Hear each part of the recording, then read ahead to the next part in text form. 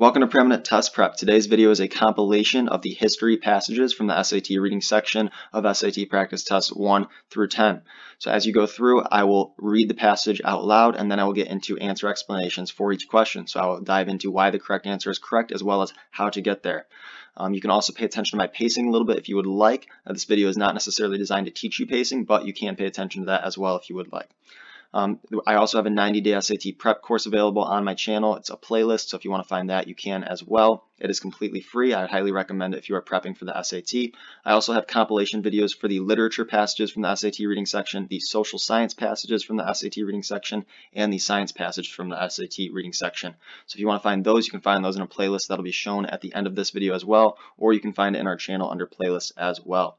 So as always, make sure to like, share, and subscribe if this video is helpful. And with that, let's go ahead and get into Practice Test 1, its history passage. All right, let's get into questions 32 and 41. So we're going to start with the passage. I'll read through the passage in about 3 or 4 minutes, and then I'm going to get into the questions, answer explanations, and any tips or insights I have for helping you with the SAT reading section. All right, so this passage is adopted from Virginia Woolf, Three Guineas, copyright 1938 by Harcourt, Inc. Here Woolf considers the situation of women in English society. Close at hand is a bridge over the river Thames, an admirable vantage ground for us to make a survey. The river flows beneath, barges pass, laden with timber, bursting with corn. There on one side are the domes and spires of the city, on the other Westminster and the Houses of Parliament. It is a place to stand on by the hour, dreaming, but not now. Now we are pressed for time. Now we are here to consider the facts. Now we must fix our eyes upon the procession of the sons of educated men. There they go, our brothers who have been educated at public schools and universities, mounting those steps, passing in and out those doors, ascending those pulpits, preaching, teaching, administering justice, practicing medicine, transacting business, making money. It is a solemn sight always, a procession, like a caravanserai crossing a desert. But now, for the past 20 years or so, it is no longer a sight, merely a photograph or fresco scrawled upon the walls of time, at which we can look with merely an aesthetic appreciation. For there, traipsing along at the tail end of the procession, we go ourselves, and that makes a difference. We who have looked so long at the pageant in books, or from a curtained window, watched educated men leaving the house at about 9:30 to go to an office, returning to the house at about 6:30 from an office, need look passively no longer. We too can leave the house, can mount those steps, pass in and out those doors, make money, administer justice. We who now agitate these humble pens may in another century or two speak from a pulpit. Nobody will dare contradict us then. We shall be the mouthpieces of the divine spirit, a solemn thought, is it not? Who can say whether, as time goes on, we may not dress in military uniform, with gold lace on our breasts, swords at our sides, and something like the old family coal scuttle on our heads? Save that venerable object was never decorated with plumes of white horsehair. You laugh. Indeed, the shadow of the quiet house still makes those dresses look a little queer. We have worn private clothes so long, but we have not come here to laugh or to talk of fashions, men's and women's. We are here on the bridge to ask ourselves certain questions, and they are very important questions, and we have very little time in which to answer them. The questions we have to ask and to answer about that procession during this moment of transition are so important that they may well change the lives of all men and women forever. For we have to ask ourselves here and now, do we wish to join that procession or don't we? On what terms shall we join that procession? Above all, where is it leading us, the procession of educated men? The moment is short. It may last 5 years, 10 years, or perhaps only a matter of a few months longer. But you will object. You have no time to think. You have your battles to fight, your rent to pay, your bazaars to organize. That excuse shall not serve you. Madam, as you know from your own experience, and there are facts to prove it, the daughters of educated men have always done their thinking from hand to mouth, not under green lamps at study tables in the cloisters of secluded colleges. They have thought while they stirred the pot, while they rocked the cradle. It was thus that they won us the right to our brand new sixpence. It falls to us now to go on thinking, how are we to spend that sixpence? Think we must. Let us think in offices and omnibuses while we are standing in the crowd watching coronations and Lord Mayor's shows. Let us think in the gallery of the House of Commons and the law courts. Let us think at baptisms and marriages and funerals. Let us never cease from thinking, what is this civilization in which we find ourselves? What are these ceremonies and why should we take part in them? What are these professions and why should we make money out of them? Where, in short, is it leading us? The processions of the sons of educated men. All right, let's get into the questions now. The main purpose of the passage is to what? Well, the main purpose of this passage is to stress how urgent the need to consider what women should do with their opportunity is, right?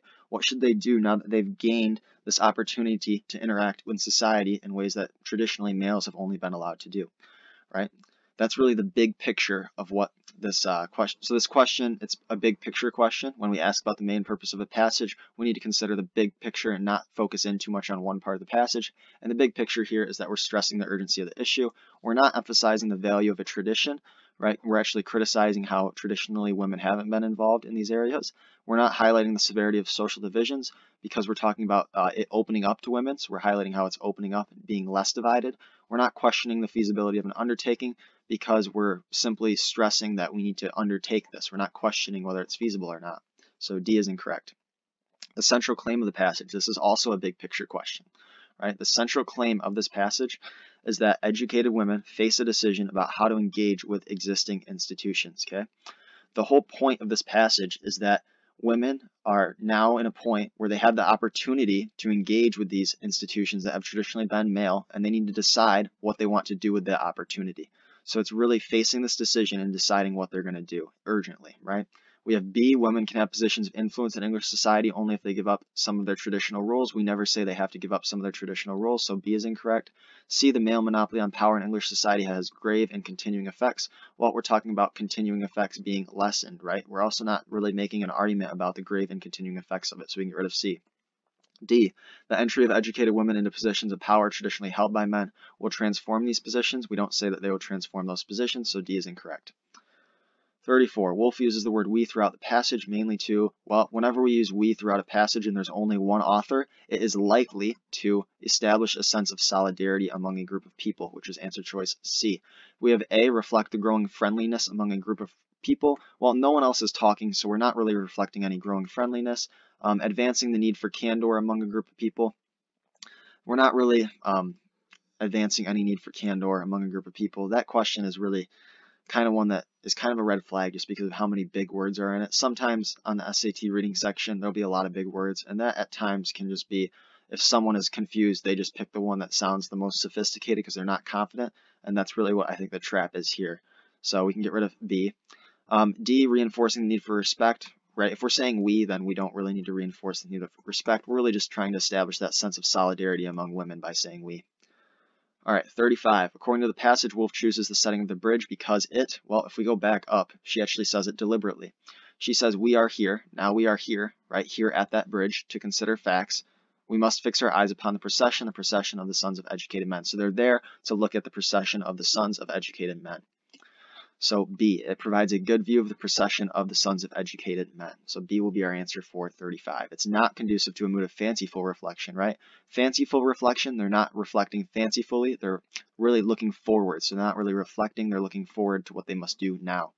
C is within sight of historic episodes to which she alludes. This is unsupported, okay?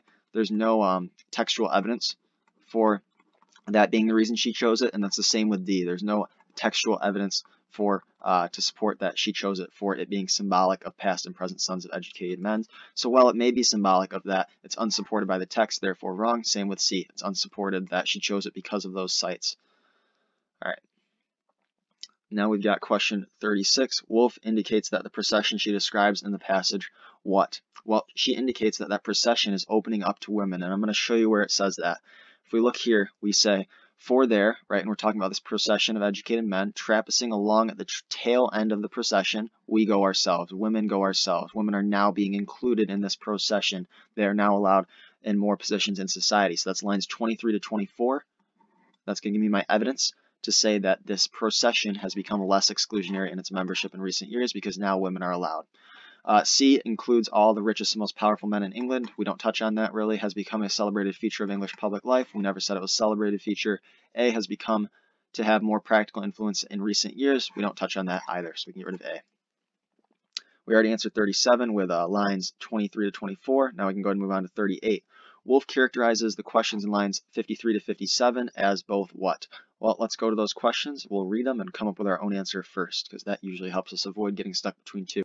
All right, so we want to look at questions or at lines 53 to 57. So we have, for we ask ourselves here and now, do we wish to join the procession or don't we?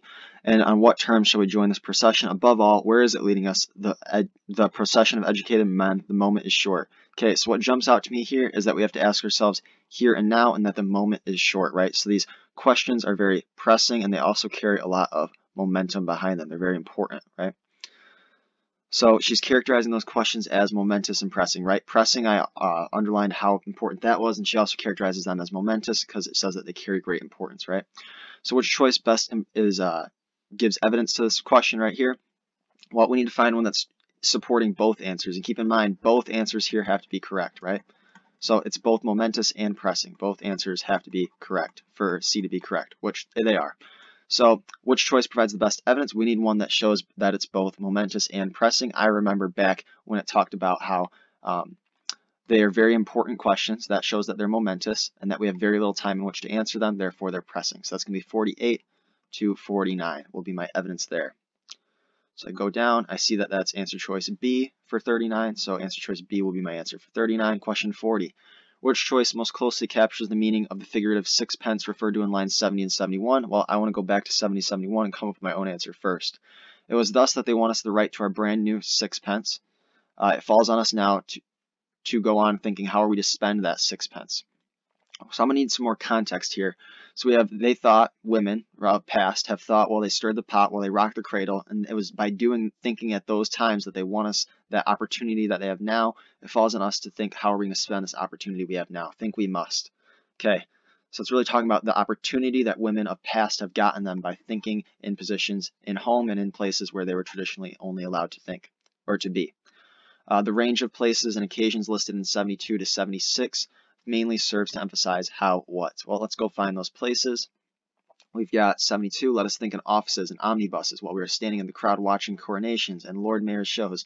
Let us think in the House of Commons and the law of courts and baptisms, marriages, and funerals. So look at the diversity with which they have to think, right? They have to think in all of these areas because this problem is so important they need to answer it now, and it's really pervasive. So if they're not thinking all the time in all of these areas, they're going to lose their opportunity, right? So it's talking about how pervasive the issue is and how pervasive the need for them to critically reflect is. So our answer there has to be B, right? It's pervasive, therefore they have to go and do it in these places. All of these places, they need to reflect everywhere because the moment is now and it's very important. Emphasize how novel the challenge women faced is. No, this isn't emphasizing how novel, this is emphasizing its importance, so A is wrong.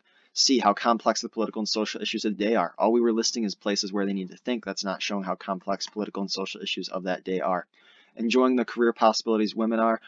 No, we don't talk about how enjoyable the career possibilities for women are in this case. We're just talking about the need to reflect and to make decisions and think in all of these areas because this problem is very important and they need to act now. 33 to 42 are based on the following passages. Passages adopted from Elizabeth Cady Stanton, her address to the 1869 Women's Suffrage Convention in Washington, D.C. I urge a 16th Amendment because manhood suffrage or a man's government is civil right, religious, social disorganization. The male element is a destructive force, stern, selfish, aggrandizing, loving war, violence, conquest, and acquisition, breeding in the material and the moral world alike discord, disorder, disease, and death. See what a record of blood and cruelty the pages of history reveal, through what slavery, slaughter, and sacrifice, through what inquisitions and imprisonments, pains, and persecutions, black codes, and gloomy creeds, the soul of humanity has struggled for the centuries while mercy has veiled her face, and all hearts have been dead to love and hope. The male element has held high carnival thus far. It has fairly run riot from the beginning, overpowering the feminine element everywhere, crushing out all diviner qualities of human nature until we know but little of true manhood and womanhood, of the latter comparatively nothing, for it has been scarce recognized as power until within the last century. Society is but the reflection of man himself, untempered by women's thought.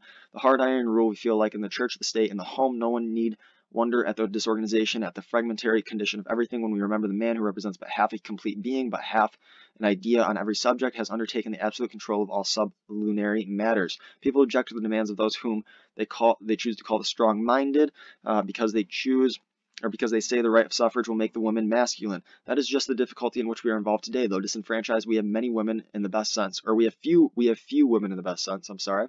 We have simply so many reflections, variations, and dilutions of the masculine gender. The strong natural characteristics of womanhood are repressed and ignored in dependence. For so long as man feeds woman, so she will try to please the giver and adapt herself to this condition. To keep a foothold in society, woman must be as near like man as possible, reflect his ideas, opinions, virtues, motives, prejudices, and vices. She must respect his statutes, though they strip her of every inalienable right and conflict with that higher law written by the finger of God on her own soul. Man has been molding woman to his ideas by direct and positive influences, while she, if not a negation, has used indirect means to control him, and in most cases developed the very characteristics both in him and herself that needed repression. And now man himself stands appalled at the results of his own excesses and mourns in bitterness that falsehood, selfishness, and violence are the law of life. The need of this hour is not territory, gold mines, railroads, or specie payments, but a new evangel of womanhood, to exalt purity, virtue, morality, true religion, to lift man up into the higher realms of thought and action. We ask women's enfranchisement as the first step toward the recognition of that essential element in government that can only secure the health, strength, and prosperity of the nation. Whatever is done to lift women to her true position will help to usher in a new day of peace and perfection for the race. And speaking of the masculine element, I do not wish to be understood as saying that all men are hard, selfish, and brutal, for many of the most of the beautiful spirits in the world have been clothed in manhood. But I refer to those characteristics, though often marked in women, that distinguish what is called the stronger sex. For example, the love of acquisition, conquest, very pioneers of civilization, when expended on the earth, the sea, the elements, the riches, the forces of nature, are powers of destruction, when used to subjugate one man to another, or to sacrifice his nations to ambition. Here that great conservator of woman's love, if permitted to assert itself as it would naturally in freedom against oppression, violence, and war, would hold all these destructive forces in check, for woman knows the cost of life better than man does, and not with her consent would one drop of blood ever be shed, one life sacrificed in vain. Okay, the central problem that Stanton describes in the passage is that women have been what? Okay, in this case, we're really talking about how women have not been allowed to exert their positive influence on society and on men in particular. So we're going to look for an answer choice that talks about that. Option A, denied equal educational opportunities. We do not talk about that. We don't talk about equal educational opportunities. Option B, prevented from exerting their positive influence on men, which has led to societal breakdown. Yes, the author talks about societal breakdown in regards to slavery, in regards to politics, in regards to the home life, in regards to war. Okay, she's talking about how women have not been allowed to exert that positive influence on men to prevent those things. Option C, prevented from voting, which has resulted, okay, she doesn't really talk much about it, right? Obviously, she's arguing for voting, but she's not saying that that's resulted in poor candidates winning important elections. That's not her main argument here. Option D, blocked by men from serving as legislators. Once again, not really her main argument there. All right, Stanton uses the phrase high carnival in line 15, mainly to emphasize what she sees as the what. Okay, in this case, she uses the word high carnival to talk about the utter domination of women by men, and I can go ahead and quick show you that as well in line 15. We say the male element has held high carnival thus far, and it has fairly run riot from the beginning, okay, saying that it's been an absolute disaster having men rule over women with absolute power and utter domination. So our answer would be A for number 34. Okay, now we got question 35. Stanton claims that which of the following was a relatively recent historical development? Well, relatively recent would not be the control of society by men, because she says that that's been going on for a long time. The spread of war and injustice also been going on for a long time. The domination of domestic life by men also, she says, has been going on for a long time. The acknowledgement of women's true character, she says, is a new thing that has emerged in the last century. So for evidence there, we're going to look for where we talk about that new thing in that last century. So let's go ahead and take a look for that. I believe that that's going to be right around oh, I see the word century. Okay, that's a big thing. If you can recognize a word in one of your answer choices off the bat and know that that's where it is, that's where you're going to want to go first. So I see lines 15 to 22. I'll quick take a look. We have them talking about them running riot, right? We talk about how it has scarce been recognized as a power until within the last century. That talking about womanhood, right? Little of true manhood and womanhood, of the latter comparatively nothing, has scarce been recognized until the last century. I see that that ends in line 22, so I'm looking for something right around 15 to 22. As long as we got that, we're good. I see that that's answer choice B, so that's perfect. Our answer would be B for 36. Okay, now I got question 37. It says, as used in line 24, rule most nearly means what? Okay, in this case, we're going to want to go there, come up with what it means. We have the word rule. So let's go ahead and find that. We've got, I believe it said it was 27, was the line. Let's go back. So we've got line 20, okay, line 24 is the word rule. So we have the hard iron rule we feel like in the church, the state, and the home. Okay, in this case, rule, we're talking about that force man has over woman, or that control. Okay, so we have a general guideline. That is not correct. We would not say that. A controlling force, yes. Okay, in this case, rule is talking about men ruling over women in the domestic and social spheres. So our answer there would be B, not an established habit, not a procedural method, but a controlling force in society has been men over women.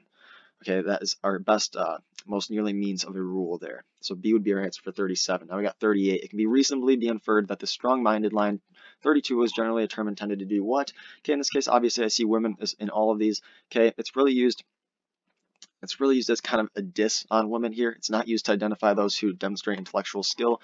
We're talking about men who are kind of dissing the women who want the right to vote, not praising women for their fight for long denied rights. We have criticizing women who enter male-dominated professions. We're not talking about male-dominated professions. Answer there would be D, condemning women who agitate for the right to vote for their sex. So our answer there would be D. As used in line 36, best most nearly means what? Well, let's go ahead and take a look then at line 36 and come up with our own answer choice first so that we're not swayed. So we got line 36. We got the word best. Though disenfranchised, we have few women in the best sense. Okay, we have simply many reflections and varieties and dilutions of the masculine gender. In this case, we're talking about a pure sense or a genuine sense. So if I have the word pure, I think that would be my best answer choice. If I don't, I'm going to look for something that talks about genuine or true. Okay, I don't have the word pure. I have superior, that's incorrect. Excellent, also incorrect. Rarest, incorrect. Genuine would be my correct answer there. I'm looking for something that's showing that it's the true, pure, or genuine nature. So my answer would be C for 39.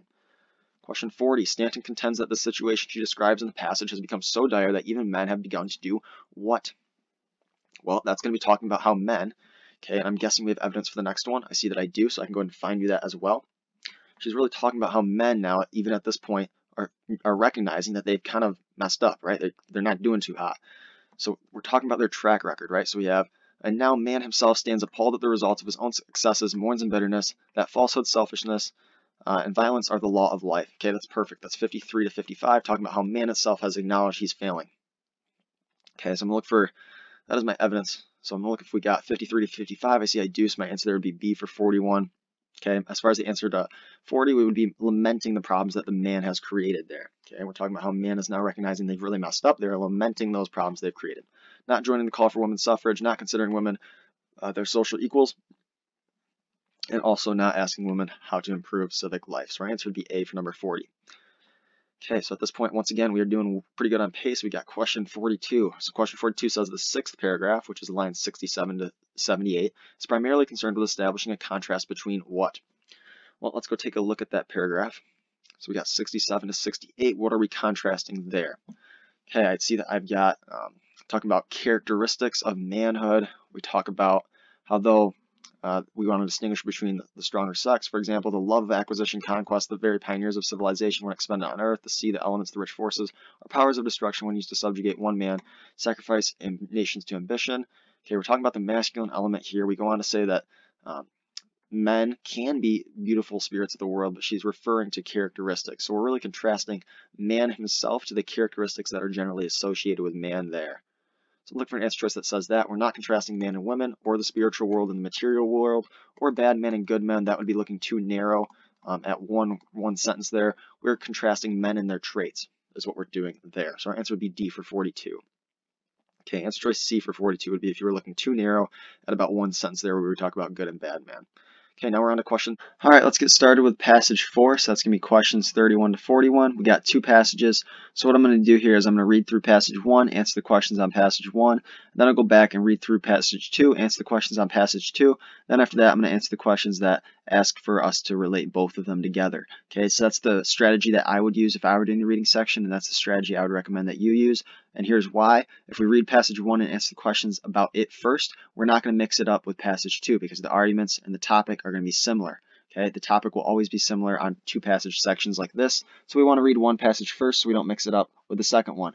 After we answer the questions about the first one, we go read the second one, answer the questions about the second one, then we relate them together. That way we don't mix them up as much, okay? So that's the best way to do it. That's how I recommend you do it. That's how I'm going to do it here. So let's go ahead and read passage 1. It's adopted from Talleyrand et al. It's called the Report on Public Instruction, and it was originally published in 1791. All right, one thing else that I also recommend doing is reading the full part here. So we got passage 2 is adopted from Mary Wollstonecraft, A Vindication of the Rights of Woman, originally published in 1792. Talleyrand was a French diplomat. The report was a plan for national education. Wollstonecraft, a British novelist and political writer, wrote Vindication in response to Talleyrand. All right, so I know my second one. My second passage is in response to my first passage, so that's just something I can keep in mind as I read my first passage. With that, we get into our first passage, which is written by Talleyrand. That half of the human race is excluded by the other half from any participation in government, that they are native by birth but foreign by law in the very land where they were born, and that they are property owners yet have no direct influence or representation, are all political phenomena apparently impossible to explain on abstract principle. But on another level of ideas, the question changes and may be easily resolved. The purpose of all these institutions must be the happiness of the greatest number.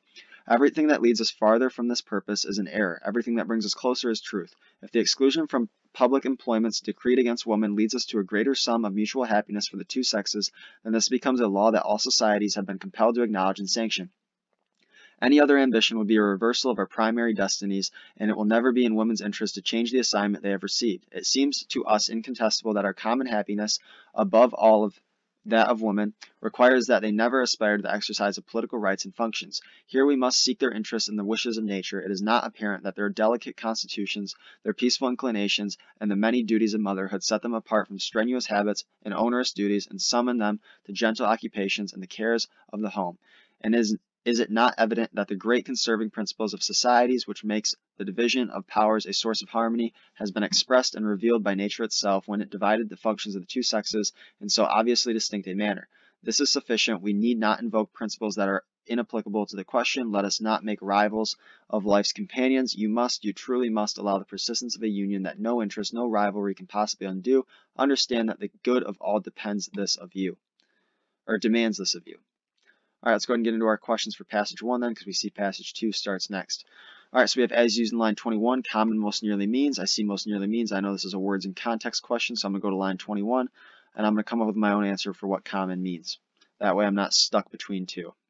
So I've got, it seems to us incontestable that our common happiness above that of all that of women requires that they never aspire to the exercise of political rights and functions. So this common happiness is referring to that common happiness between man and woman, which could also be referred to as that shared happiness between man and woman.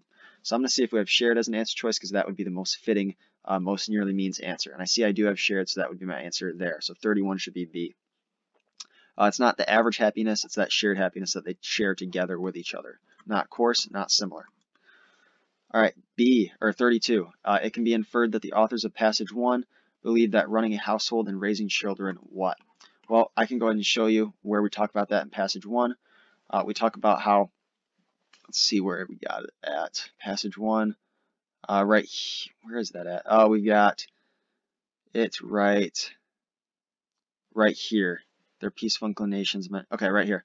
All right, the peaceful many duties of motherhood, peaceful inclinations, set them apart from strenuous habits and onerous duties, and summon them to gentle occupations and the cares of the home. Okay, so this is really talking about how what women do in the home, the duties of motherhood, it takes them away from these strenuous habits or this difficult work and things that are straining. Okay, so it takes them away from difficult tasks that are physically demanding. So let's see if we have an answer choice that says that. A says are rewarding for men as well as women. We don't make that argument. B, yield less value for society than do the roles performed by men. We don't talk about value for society between men and women and their roles. C, entail very few activities that are difficult or unpleasant. Yes, we do make that argument that there are very few that are difficult or physically demanding or unpleasant. So C, we do make that argument in passage 1. D, requires skills similar needed to run the country or a business. We do not make that argument. All right, as far as evidence for that, we already found our evidence for that when I went and explained it. We see that that's from about 25 here to just about 30. So I'm going to look for evidence that says 25 to 30. Right, I already explained why that's our evidence when I talked about why C was correct. So I see 33. Answer there is going to be C, lines 25 to 30. All right, now we've got question 34. It says, according to the author of passage 2, at this point I go ahead and I read passage 2. So I'll go ahead and do that, switch over to passage 2. I know it's by Wollstonecraft because I remember from when I read in the beginning, but I'll quickly revisit that, refresh your memory. Wollstonecraft is a British novelist and political writer. She wrote Vindication in response to that author of passage 1. So this is in response to passage 1 that Wollstonecraft is writing this.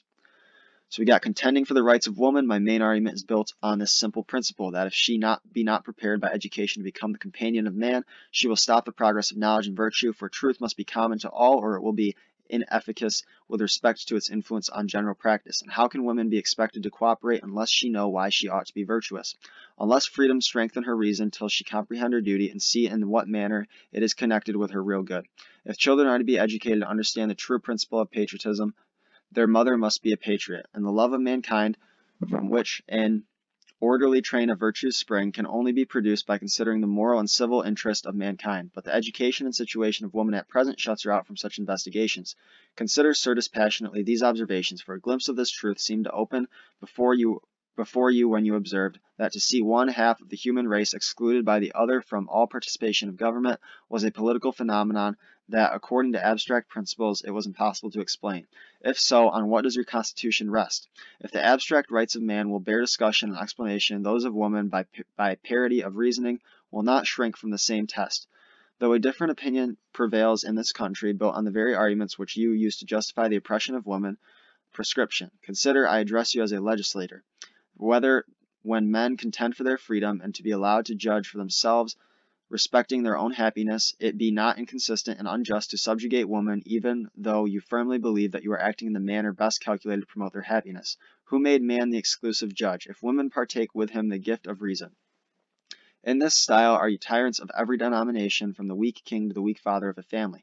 They are all eager to crush reason, yet always assert that they usurp its throne only to be useful.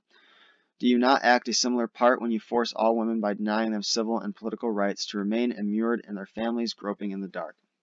All right, now we can go ahead and get to question 34.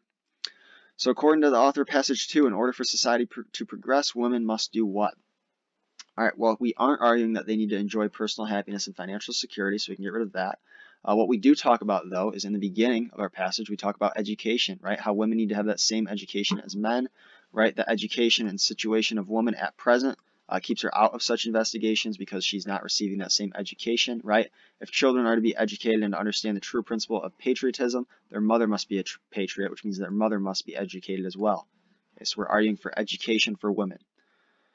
So we've got receive an education comparable to that of men. That's going to be answer choice D. C, replace men as figures of power and authority. We don't make that argument. We also don't argue that we should follow all currently prescribed social rules. In fact, we're arguing for increased political roles and social roles for women. So that would be incorrect as well. So 34, our answer there is going to be D. All right, 35. 35, give me 1 minute. We got 35. All right, as used in line 50, reason most nearly means. This could be a words in context question. So let's go ahead and go to line 50. Come up with our own answer choice first. So we got line 50, word is reason. All right, so we have unless freedom strengthen her reason till she comprehend her duty and see in what manner it is connected with her real good. So keep in mind we were talking about education here. We're talking about how she wants freedom to strengthen her own reason or her own intelligence, ability to think for herself, or her intellect, right? Really talking about her ability to think for herself and to formulate concepts and ideas and put those into writing, right? So increasing her ability to think for herself, giving her that freedom to think through education. So we're talking about her reason here. That's meaning really her intellect. All right, that intellect which would allow her to comprehend her duty as well. Okay, so we see we do have intellect, right? We're not arguing for reason in the sense of it being her motive or her sanity. We aren't arguing whether she's sane or not, or an explanation. We're arguing for her gaining that reason, that knowledge, right? That knowledge, that intellect, right? To be able to make those thoughts on her own and be able to publish those thoughts. So she needs education to do that. So C is going to be our answer for 35. All right, question 36. We got in passage 2, the author's claims that freedom granted by society's leaders have done what?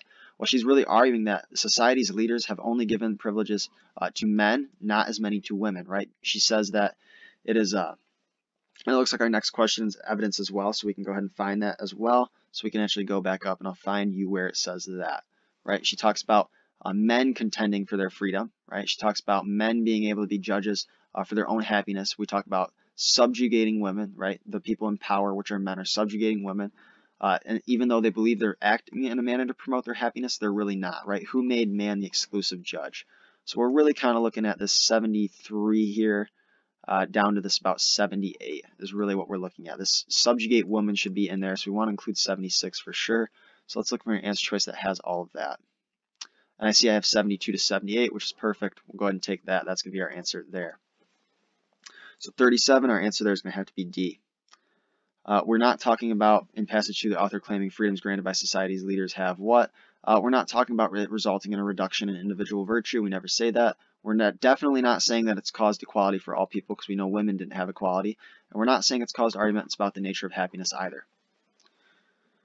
All right, so 37, that's an evidence question, obviously, because we're just providing evidence. As far as question types, I forgot to do a couple. Words in context is what 35 will be. I think I said that. Did I get 34 as well? Let's just quick check. Yeah, 33 is an evidence question. 32 is an inference question. 31 is a words in context question. 34 is according to the author of passage 2, in order for society to progress, women must. That one's really a big picture question, 34. Big picture, a little bit of a little detail in education, but more of a big picture question. So I just wanted to go through and give you guys some question types there because I know I said I would in the beginning of the video, and just wanted to quick do that because I kind of forgot a little bit. All right, now we got question 38. So in lines 61 to 65, the author of passage 2 refers to a statement made in passage 1 in order to do what? Well, let's go to line 61 to 65, come up with our own answer choice first. All right, so we have consider, sir, dispassionately these observations, for a glimpse of this truth seemed to open before you when you observed that to see one half of the human race excluded by the other form of all participation of government was a political phenomenon that, according to abstract principles, it was impossible to explain. If so, right, so if it's impossible to explain, on what does your Constitution rest? What makes it impossible to explain? Well, what you're arguing makes it impossible to explain is the abstract rights of man, right? But you have to consider those rights of woman, is what she's saying. Right? By parity of reasoning, we can't think about only the rights of man. We have to think about the rights of women as well, which they're not considering. So she's really breaking down their argument in order to build hers. Okay, so she's developing her argument by breaking down theirs. So I'm going to look for an answer choice that has that. We have A, call into question the qualifications of the authors of passage 1. We're not calling into question their qualifications. Disputing an assertion made about women in the first sentence of passage 1. Well, in the first sentence of passage 1, we talk about women not having the same rights as man, which we're not disputing that. We're agreeing with that right now, that they don't have those at this time. C, developing her argument, yes, by highlighting what she sees as flawed reasoning in passage 1. Yes, she's hitting that argument in passage 1 to develop her argument. So C is going to be our best answer for 38. D, validating the concluding declarations made by the author about gender roles. No, she disagrees with those concluding declarations that the author of passage 1 made. All right, now we got question 39. Which best describes the overall relationship between passage 1 and passage 2? That's a big picture question because we're talking about the overall relationship. We know passage 2 is strongly challenging that point of view in passage 1. Passage 1, the strong point of view in passage 1 is that nature has given man and women different biological roles, which has thus given them different social and political roles. Passage 2 is saying, no, that is incorrect. Political roles are different from biological roles. Biology should not influence political roles. So passage 2 is strongly disagreeing. Passage 2 is not drawing an alternative conclusion from evidence presented in passage 1 because passage 1 is presenting no evidence that passage 2 is really using or drawing conclusions from. C, passage 2 is elaborating on a proposal from passage 1. Passage 1 presents no proposal, so that's wrong. Passage 2 is restating in different terms the argument presented in passage 1. No, we are disagreeing with argument 1 passage, or I'm sorry, the argument in passage 1, so we're not restating that in different terms. We are disagreeing with it. 40, the authors of both passages would most likely agree with which of the following statements about women in the 18th century. So this one's kind of an inference question, but you're going to use textual evidence to support it. That doesn't mean we're going to have evidence as our next question because we don't, but you could use evidence to support your answer, okay?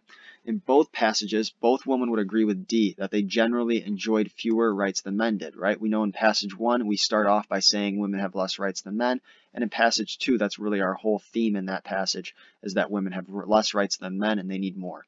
Okay, we don't argue that they're just as happy in life as men are, so C is wrong. We don't argue that, passage 1 doesn't argue that they need a good education to be successful in society. Passage 2 does, but passage 1 does not, and we need for both of them to. Their natural preferences were the same as those of men. Passage 1 says that, passage 2 does not. All right, question 41. How would the authors of passage 1 most likely respond to the points made in the final paragraph of passage 2? This is once again an inference question. I just dropped my pen. All right, so how would the authors of passage 1 most likely respond to those points? Well, let's go ahead and figure out what those points are at that final paragraph in passage 2 real quick. We see that those points are that we've got her arguing that men are denying women civil and political rights and forcing them to stay in the home in the dark with their families. He's basically saying that that's wrong, right? So the author of passage 1 is really going to disagree with that by saying that the different sexes, right, the different biological components of men and women are really making women not suited for the exercise of civil and political rights. So 41 there, A is going to be our best answer choice there. She's really saying women aren't naturally suited for the exercise of civil and political rights. Key part there being naturally, right, because she bases her argument on biology. All right, B, men and women possessing similar degrees of reasoning ability. We don't touch on that. C, women don't need to be confined in traditional family duties. Passage 1 actually thinks that they should, so that's wrong as well. D, the principles of natural law should not be invoked when considering general roles or gender roles. Author of passage 1 actually very, very much believes in nature and nature's influence on gender roles, so that would be incorrect as well.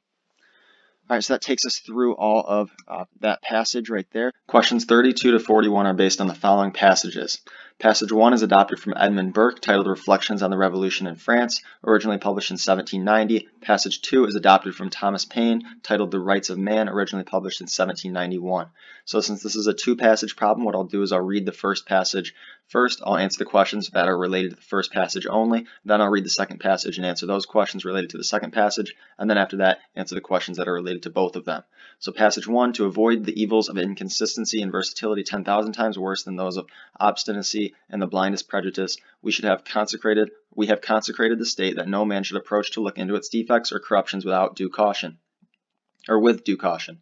that he should never dream of beginning its reformation by its subversion, that he should approach to the faults of the state as to the wounds of a father with pious awe and trembling solicitude. By this wise prejudice we are taught to look with horror on those children of their country who are prompt rashly to hack that aged parent in pieces and put him into the kettle of magicians, in hopes that by their poisonous weeds and wild incantations they may regenerate the paternal constitution and renovate their father's life. Society is indeed a contract. Subordinate contracts for objects of mere occasional interest may be dissolved at pleasure, but the state ought not to be considered as nothing better than a partnership agreement in a trade of pepper and coffee, calico or tobacco, or some other such low concern, to be taken up for a little temporary interest, and to be dissolved by the fancy of parties. It is not to be looked upon with other reverence, because it is not a partnership in things subservient only to the gross animal existence of a temporary and perishable nature. It is a partnership in all science, a partnership in all art, a partnership in every virtue, in all perfection. As the end of such a partnership cannot be obtained in many generations, it becomes a partnership not only between those who are living, but between those who are living and those who are dead, those who are to be born. The municipal corporations at the universal kingdom are not morally at liberty at their pleasure, and their speculations of a contingent improvement wholly to separate and tear asunder the bands of their subordinate community, and to dissolve it into an unsocial, uncivil, unconnected chaos of elementary principles. All right, so that's the end of passage 1. So at this point, I'll go ahead and answer the questions related to passage 1. So we have question 32. We have, in passage 1, Burke indicates that a contrast between a person and a society differs from other contracts mainly in what?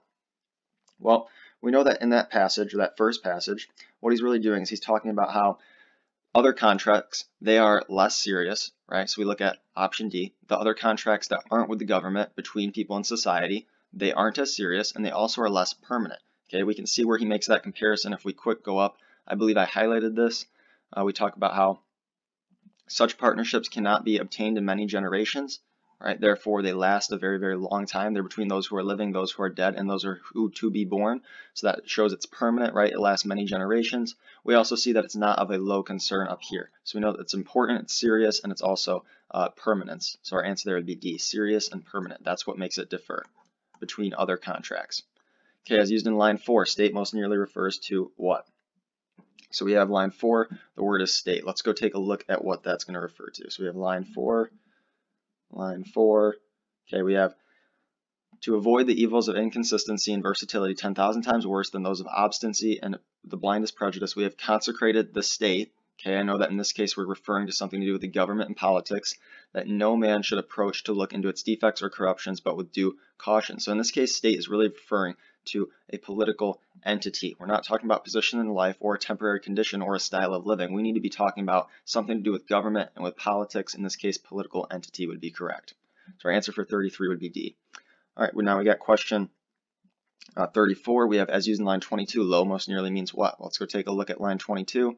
We have, or some other such low concern. Okay, in this case, we'd be looking at something like an insignificant concern or a petty concern, something that shows that it's not really worth worrying over.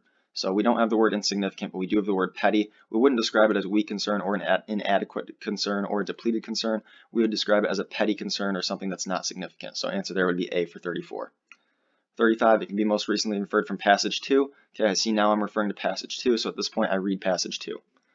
So I'll go up, it's going to be on our screen right here. We have every age and generation must be as free to act for itself in all cases as the ages and generations which preceded it. The vanity and presumption of governing before the grave is the most ridiculous and insolent of all tyrannies. Man has no property in man, neither has any generation a property in the generations which are to follow. The Parliament or the people of 1688 or of any other period had no more right to dispose of the people of the present day or to bind or to control them in any shape whatsoever than the Parliament or the people of the present day have to dispose of, bind, or control those who are to live 100 or 1,000 years hence. Every generation is and must be competent to all purposes which its occasions require. It is to the living and not to the dead, so it's to the living and not to the dead that there are to be accommodated. When man ceases to be, his power and his wants cease with him, and having no longer any participation in the concerns of the world, he has no longer any authority in directing who shall be its governors, or how its government shall be organized, or how administered. Those who have quitted the world and those who are not yet arrived in it are as far remote from each other and are as the utmost stretch of mortal imagination can conceive. What possible obligation then can exist between them? What rule or principle can be laid down that two non-entities, the one out of existence and the other not in, and who never can meet in this world, that the one should control the other to the end of time? The circumstances of the world are continually changing, the opinions of men change also, and as government is for the living and not for the dead, it is the living only that has any right in it. That which may be thought right and found convenient in one age may be thought wrong and found inconvenient in another. In such cases, who is to decide, the living or the dead? Okay, at this point, we can answer the questions relating to passage 2. So we have 35. It can be most reasonably inferred from passage 2 that Paine views historical precedent as what? Well, he's saying historical precedents don't matter to the people who are currently living, because those who are dead, they have no stake in what is going on now because it's not involving them. It does not concern them. It does not affect them. So we're going to look for an answer choice that discusses that. So we have option A, generally helpful to those who want to change society. No, he's not saying it's generally helpful to those who want to change society. B, surprisingly difficult for many people to comprehend. Also incorrect. C, frequently responsible for human progress. No. D, largely irrelevant to current political discussions. Yes. He says what occurred in the past and what people who are dead thought does not matter now because it doesn't affect them. So the answer there would be D. All right, now we get question 36. How would Paine most likely respond to Burke's statement in lines 30 to 34 from passage 1? Well, let's take a look at that statement. So it's lines 30 to 34. We have, as the ends of such a partnership cannot be obtained in many generations, it becomes a partnership not only between those who are living, but between those who are living, dead, and unborn. Okay, well, that's saying that that partnership or that agreement exists across generations. And we know in passage 2, which is the passage where Paine is making his argument, we know that we absolutely disagree with that. So we're going to look for something that shows disagreement. So we have option A. He would assert that the notion of a partnership across generations is less plausible to the people of his era than to the people of the past. The problem with this is that he's saying it's less plausible to those of his era than those in the past. That's what makes that wrong. B. He would argue that there is no politically meaningful links between the dead, the living, and the unborn. Yes, that would be his argument there. He believes that there is no agreement between the two or no meaningful links between those groups because only one is actually living in that moment and only one has those things affect them. So the correct answer there would be option B. All right, now we got question 37. So we got 37. Which choice provides the best evidence to the previous question? Okay, that one's easy because we already have a good idea of where that's going to be at. That's going to be towards the end of the second passage because obviously it would be in passage 2 because we're responding to passage 1. And that's going to be where we talk about how we have right here where we have this highlighted portion from right around, looks like 67 to right around 72. What possible obligation then can exist between them? So he's saying that there's no meaningful links between them. What rule or principle can be laid down that two non-entities, that one out of existence, the other not in, who can never meet in this world should control each other to the end of time? So that's 67 to 72 would be our best evidence there. We see that's option D for 37, so that would be our answer there because that's showing there's no meaningful links between them. Okay, 38, which choice best describes how Burke would most likely have reacted to Paine's arguments in the final paragraph of passage 2. When we know in the final paragraph of passage 2, Paine is arguing that there's really obviously no meaningful links between the three groups. He's arguing that the government is for the living, not for the dead, not for the people who are to come. Only the living has any right in it. So how would the author of passage 1 respond to that? Well, he wouldn't agree with it. Okay, so we can get rid of with approval. Now, we wouldn't say with skepticism because he would obviously disagree with it. We also wouldn't say with resignation, so our answer would have to be D. He would respond with disapproval because changing conditions are not a sufficient justification for changing the form of government. And we hear the author of passage 1 say that as well, so that also supports it. But he would definitely respond with disapproval, so our answer there would be D for 38.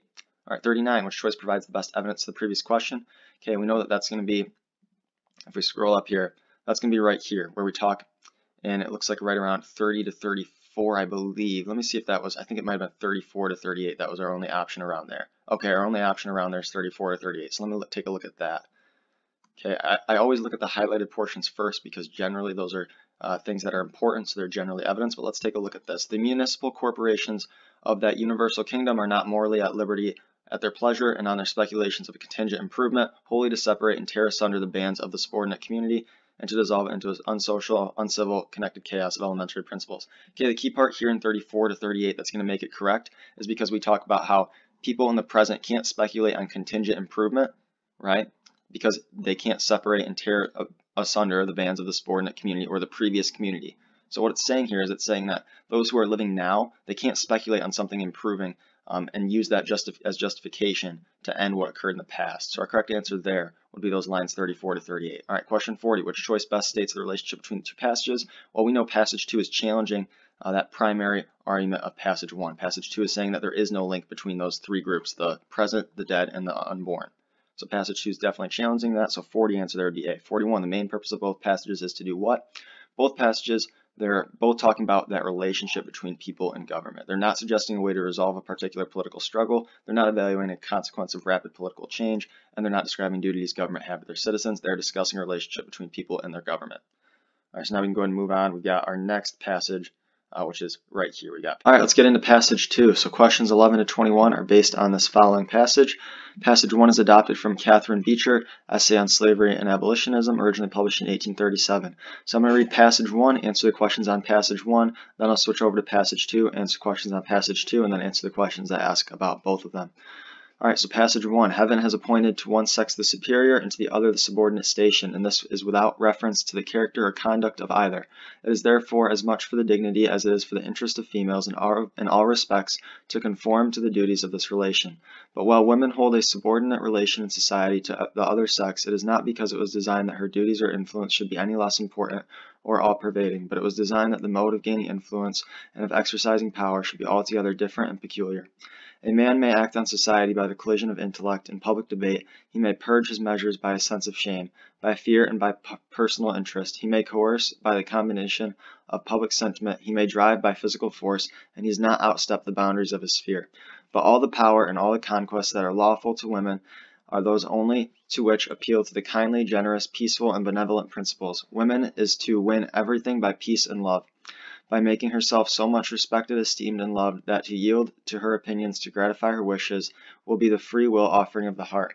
But this is to be all accomplished in the domestic and social circle. There let every woman become so cultivated and refined in intellect that her taste and judgment will be respected, so benevolent in feeling and action that her motives will be reverenced, so unassuming and unambitious that collision and competition will be banished, so gentle and easy to be entreated as that every heart will repose in her presence. Then the fathers, the husbands, and the sons will find an influence thrown around them to which they will yield not only willingly but proudly. A woman may seek the aid of cooperation and combination among her own sex to assist her in her appropriate offices of piety, charity, maternal, and domestic duty, but whatever, in any measure, throws a woman into the attitude of a combatant, either for herself or for others, whatever binds her in a party conflict, whatever obliges her in any way to exert coercive influences, throws her out of her appropriate sphere. If these general principles are correct, they are entirely opposed to the plan of arraying females in any abolition movement. All right, in passage 1, Beecher makes which point about the status of women relative to that of men? Well, she says, and if we go back and we find our answer, it's going to be in lines 6 through 10. We actually see that she says, well, women hold a subordinate relation in society to the other sex, so she's saying that they are inferior to men. It is not because it was designated her duties or her influence should be any less important or all-pervading. So basically what she's saying there is she's saying that A, women are inferior to men, so that part's correct, but women are playing a significant role in society, right? As significant as that as men, it's just different, right? And it's inferior in the sense as far as society is considering it at that time in history. So B is going to be our correct answer there, right? A, women depend on men for their safety and security. She isn't making that argument, so A is incorrect. B, women have fewer rights than men do, but women have less responsibilities. She isn't making the argument they have less responsibilities. And D, women are superior to men. She isn't making that argument. Which choice provides the best evidence for the answer? We already said that one, lines 6 through 10. 13, in passage 1, Beecher implies that women's effect on public life is largely what? Well, she's saying that it's really largely, basically it's largely indirect, I do believe, right? She's talking about how it's an effect that they have on society that stems from the home and social circle, right? So the home and family life, that's where they're exerting their influence on. So basically what we can do to support that, if I was going to support that, was evidence. She talks about how let every woman be accomplished in the domestic and social circle. She's really saying that by doing this, that's where women have their influence.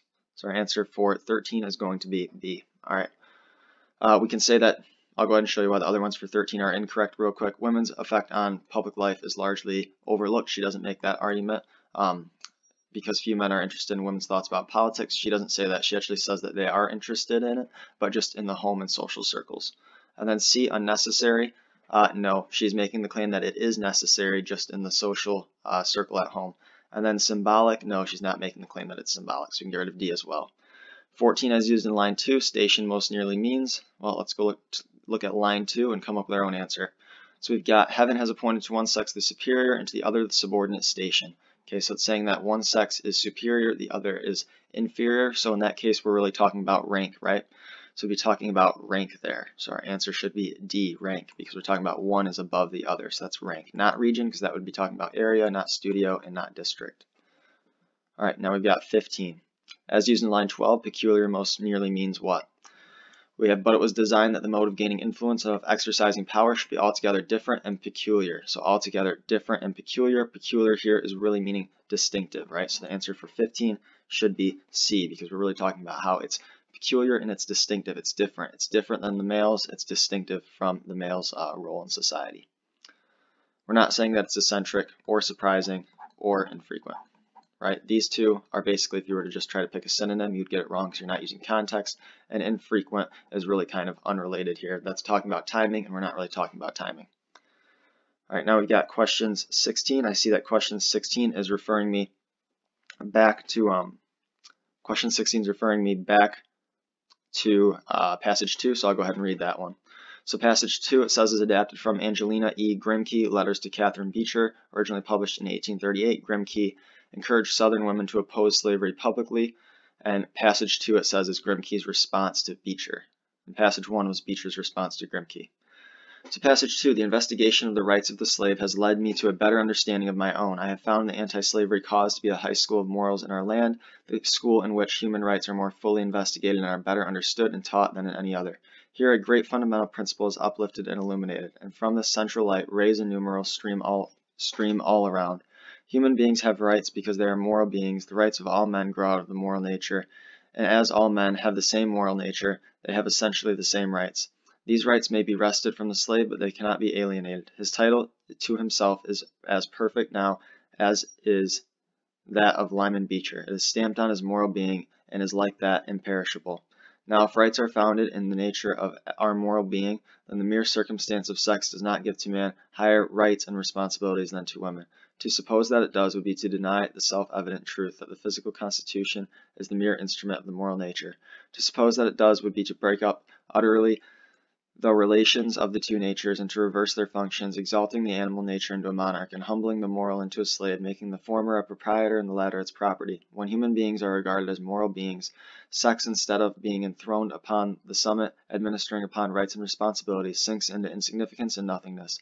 My doctrine, then, is that whatever it is morally right for man to do, it is morally right for woman to do. Our duties originate not from differences in sex, but from the diversity of our relations in life, the various gifts and talents committed to our care, and the different eras in which we live.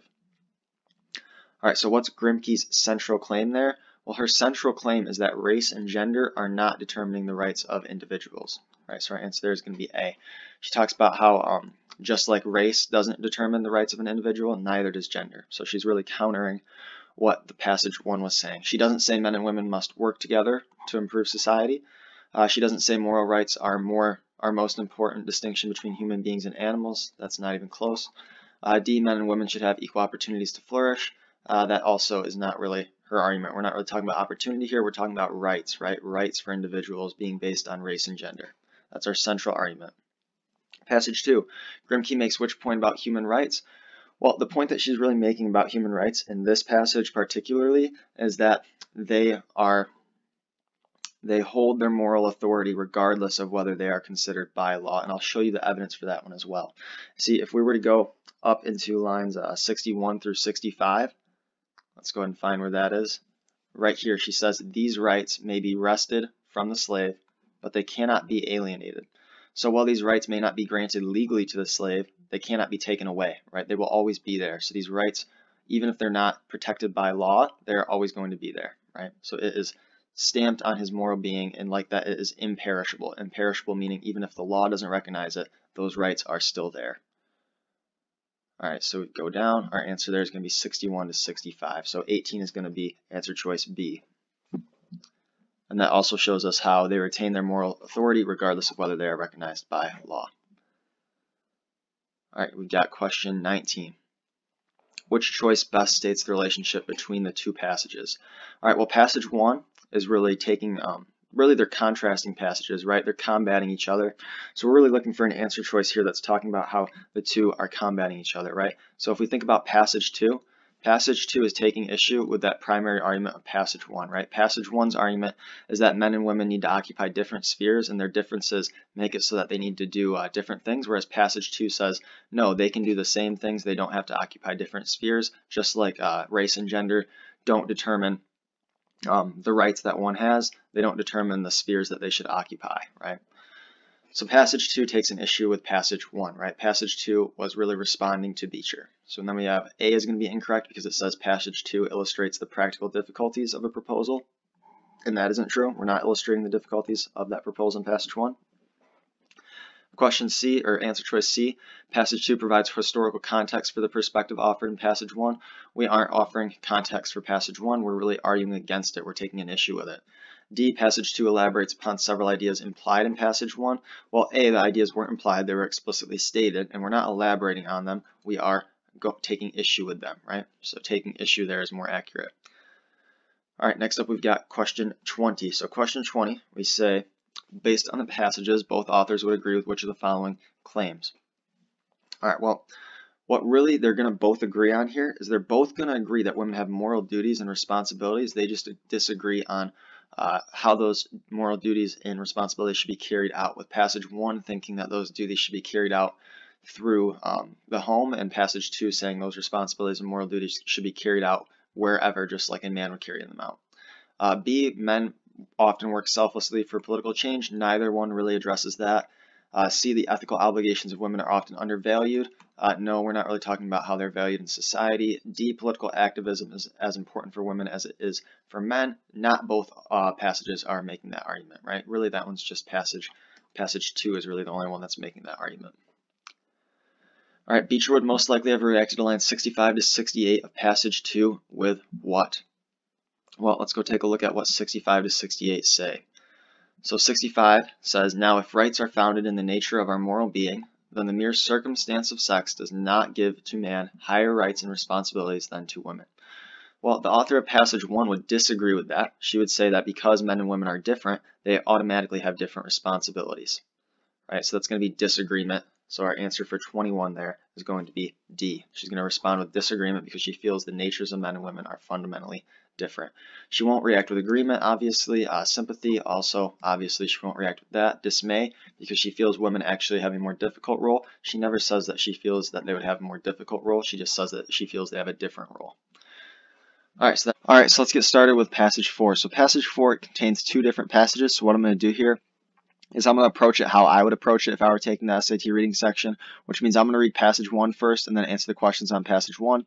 Then I'm going to read passage 2, answer the questions on passage 2. Then after that, I'm going to answer the questions that apply to both of them. That's how I approach the SAT reading section when there's a two-passage section like this. That's how I recommend you would do it as well. So with that, let's go ahead and get started. So we got passage 1 is adopted from Abraham Lincoln, addressed to the young man's Lyceum of Springfield, Illinois, originally delivered in 1838. Passage 2 is from Henry David Thoreau, Resistance to Civil Government, originally published in 1849. Passage 1. Let every American, every lover of liberty, every well-wisher to his posterity swear by the blood of the Revolution never to violate in the least particular the laws of the country, and never to tolerate their violation by others. As the patriots of '76 did to the support of the Declaration of Independence, so to the support of the Constitution and laws, let every American pledge his life, his property, and his sacred honor. Let every man remember that to violate the law is to trample on the blood of his father, and to tear the character of his own, and his children's liberty. Let reverence for the laws be breathed by every American mother to the lisping babe that prattles on her lap. Let it be taught in schools and seminaries and in colleges. Let it be written in primers, spelling books, and in almanacs. Let it be preached from the pulpit, proclaimed in legislative halls, and enforced in the courts of justice. And in short, let it become the political religion of the nation. And let the old and the young, the rich and the poor, the grave and the gay, of all the sexes and tongues, in colors and conditions, sacrifice unceasingly upon its altars. When I so pressingly urge a strict observance of all laws, let me not be understood as saying there are no bad laws, nor that grievances may not arise, for the redress of which no legal provisions have been made. I mean to say no such thing, but I do mean to say that although bad laws, if they exist, should be repealed as soon as possible, still, while they continue in force for the sake of example, they should be religiously observed. So also in unprovided cases, if such arise, let proper legal provisions be made for them with the least possible delay. But till then, let them, if not too intolerable, be borne with.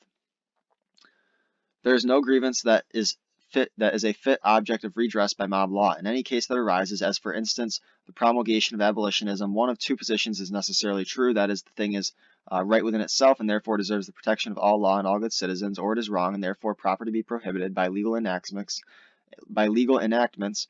And in neither case is the interposition of mob law either necessary, justifiable, or excusable. All right, now we go ahead and answer the questions on passage 1. So in passage 1, Lincoln contends that breaking laws has which consequence? Well, Lincoln's really touching when he talks about breaking laws, and I'll go ahead and show you where this is. He's really talking about how it's really, really bad for the nation, right? He says, let every man remember that to violate the law is to trample on the blood of his father and to tear the character of his own and his children's liberty. Okay, he's really talking about how bad it is of a reflection on the nation and how it really tears at the nation's core values. Okay, so that's going to be B. It's undermining and repudiating the nation's values. Okay, he talks about how it's pretty much stomping on the founding fathers' graves, how it's pretty much stomping on your children's liberty, how it's really undermining the nation's values. So B is going to be our answer for 32. As far as why A, C, and D are wrong, A says it slows the repeal of bad laws. He never makes that argument. C, it leads slowly but inexorably to the rule by the mob. Okay, he never says it leads slowly to that rule by mob, so C is incorrect as well. D, it creates divisions between social groups. No, he never makes that argument either. So B is our correct answer for 33. Now we got 34. Which choice provides the best evidence? Well, that's going to be what I just talked about. So that was 9 through 12 is where I just put that, right?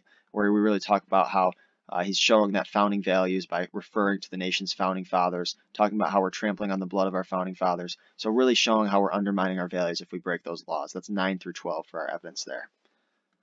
So A would be our correct answer for 34. All right, 35.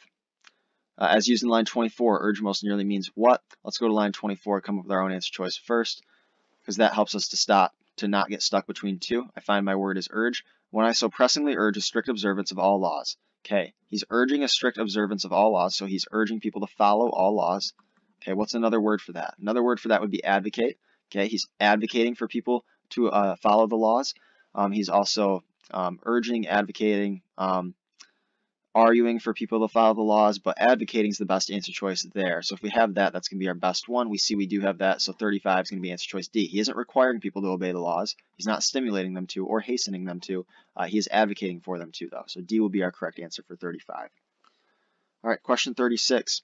The sentence in lines 24 to 28, when made, primarily serves which function in passage 1? So this one's really a purpose question. What's the purpose of those lines? Let's go take a quick look. So it's 24 to 28.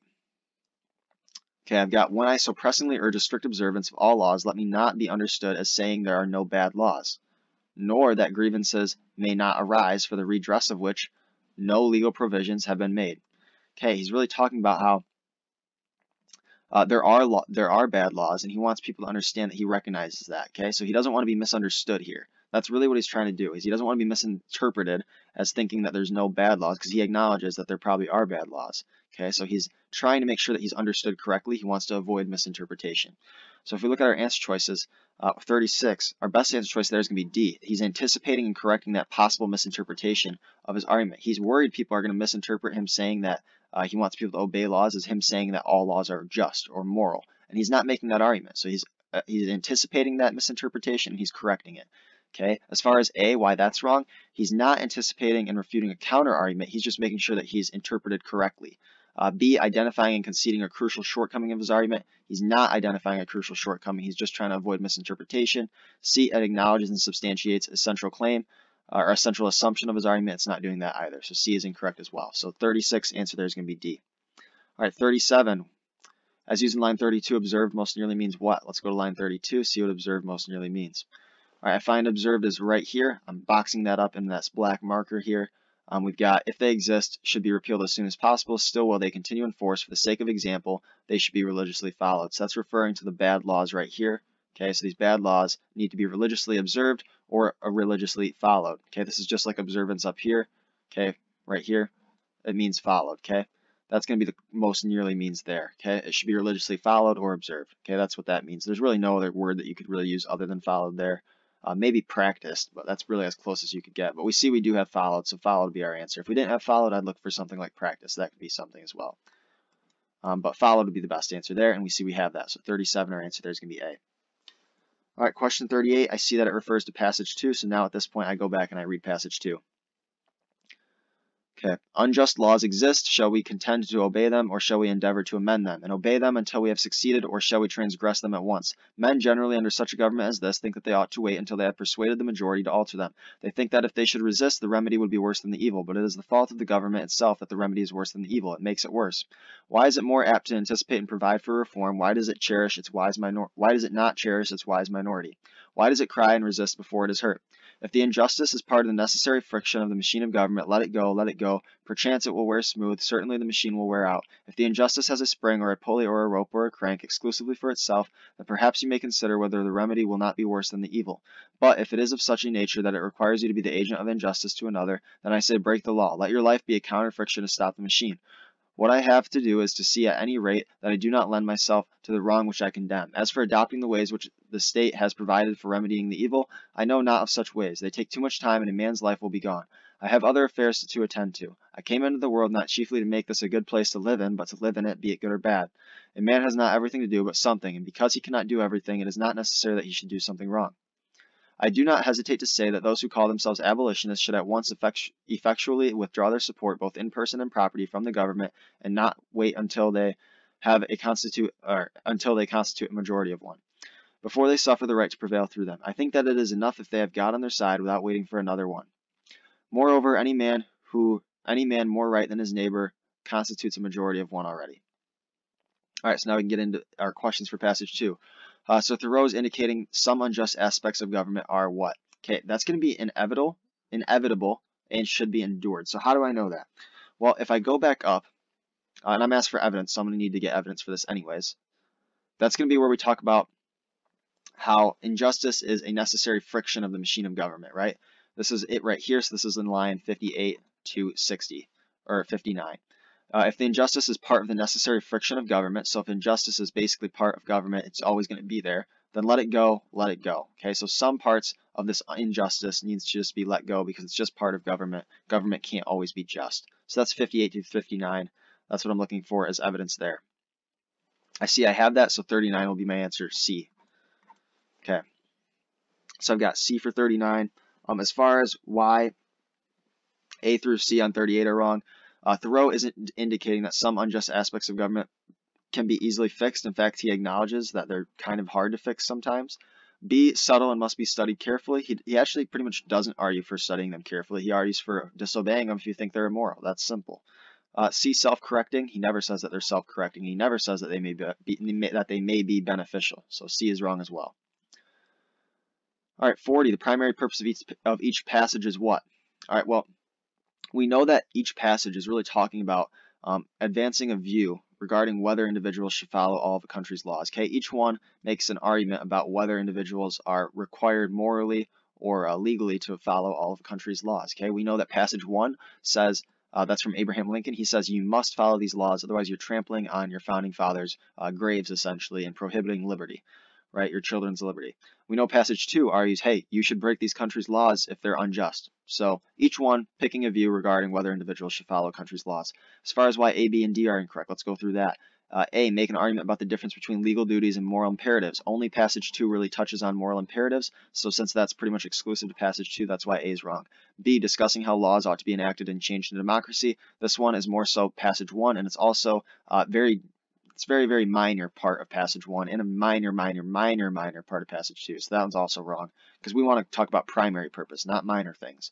D, articulate standards by which laws can be evaluated as just or unjust. Really only passage 2 touches on that a little bit, and really neither one really touches on it. So this one's kind of unrelated. So unrelated is why that one's wrong. All right, 41. Based on the passages, Lincoln would most likely describe the behavior Thoreau recommends in lines 64 to 66 as what? Let's go take a look at what those lines say. So 64 to 66, we see that it says, but if it is of such a nature that it requires you to be the agent of injustice to another, then I say break the law. Okay, so Thoreau's saying break the law if it's unjust. How's Lincoln going to react to that? He's going to say, no, don't break the law if it's unjust. Find a way to reform it. Okay, so let's find an option here. Lincoln would most likely describe that behavior as what? We have option A, an excusable reaction. Okay, he doesn't think it's excusable to break laws, so A is wrong. B, a rejection of the country's proper forms of remedy. Yes, Lincoln argues that you should go through the proper legislative forms to change the law rather than break it. Okay, so that B is going to be our correct answer there. C, an honorable response to unjust law. He doesn't view it as honorable. He views it as dishonorable. D, a misapplication of a core principle of the Constitution. He doesn't think that it's in the Constitution to break laws. He thinks the Constitution says you should uphold them, so D is also incorrect. Okay, 42, based on the passage, one commonality in Lincoln and Thoreau in their stances toward abolitionism is what? Well, neither one of them really takes on abolitionism as a stance of their own. Okay, neither one is embracing that cause. Okay, but they do both talk about it. Lincoln uses that as an example in his argument, and then Thoreau touches on it, saying that he doesn't have a problem with abolitionists because he views it not necessarily as an unjust law himself, but he agrees that if you view something as an unjust law, that you should go ahead and break it. So that's really Thoreau's argument there. Lincoln and Thoreau, neither one taking that cause as their own. As far as A through C, let's go and cover why those are wrong. A, both authors see the cause as warranting drastic action. Neither one says that it warrants drastic action. Passage 2 maybe a little, but not really, because Thoreau doesn't take it on himself. B, both authors view the cause as central. Neither one uses it as a central part of their argument. Neither one does. Neither author expects the cause to win widespread acceptance. We never really talk about if either passage or either author expects it to have widespread acceptance, so C is incorrect as well. All right, let's go ahead and move to passage 5. Passage 1 is adopted from Alexis de Tocqueville, Democracy in America, Volume 2, originally published in 1840. And passage 2 is adopted from Harriet Taylor Mill, Enfranchisement of Women, originally published in 1851. As United States and European societies grew increasingly democratic during the 19th century, debates arose about whether freedoms enjoyed by men should be extended to women as well. So I'll go ahead and read passage 1, answer the questions about passage 1, and then I'll move on to passage 2. All right, passage 1. I have shown how democracy destroys or modifies the different inequalities which originate in society. But is this all, or does it not ultimately affect that great inequality of man and women which has seemed up to the present day to be eternally based in human nature? I believe that the social changes which bring nearer to the same level the father, the son, the master and the servant, and superiors and inferiors, generally speaking, will raise women and make her more and more the equal of men. But here, more than ever, I feel the necessity of making myself clearly understood, for there is no subject on which the coarse and lawless fancies of our age have taken a freer range. There are people in Europe who, confounding together the different characteristics of the sexes, would make of man and women beings not only equal but alike. They would give to both the same functions, impose on both the same duties, and grant to both the same rights. They would mix them in all things, their occupations, their pleasures, their business, and may be readily conceived that by thus attempting to make one sex equal to the other, both are degraded. And from so preposterous a medley of the works of nature, nothing could ever result but weak men and disorderly women. It is not thus that the Americans understand that species of democratic equality which may be established between the sexes. They admit that as nature has appointed such wide differences between the physical and moral constitution of man and women, her manifest design was to give a distinct employment to their various faculties.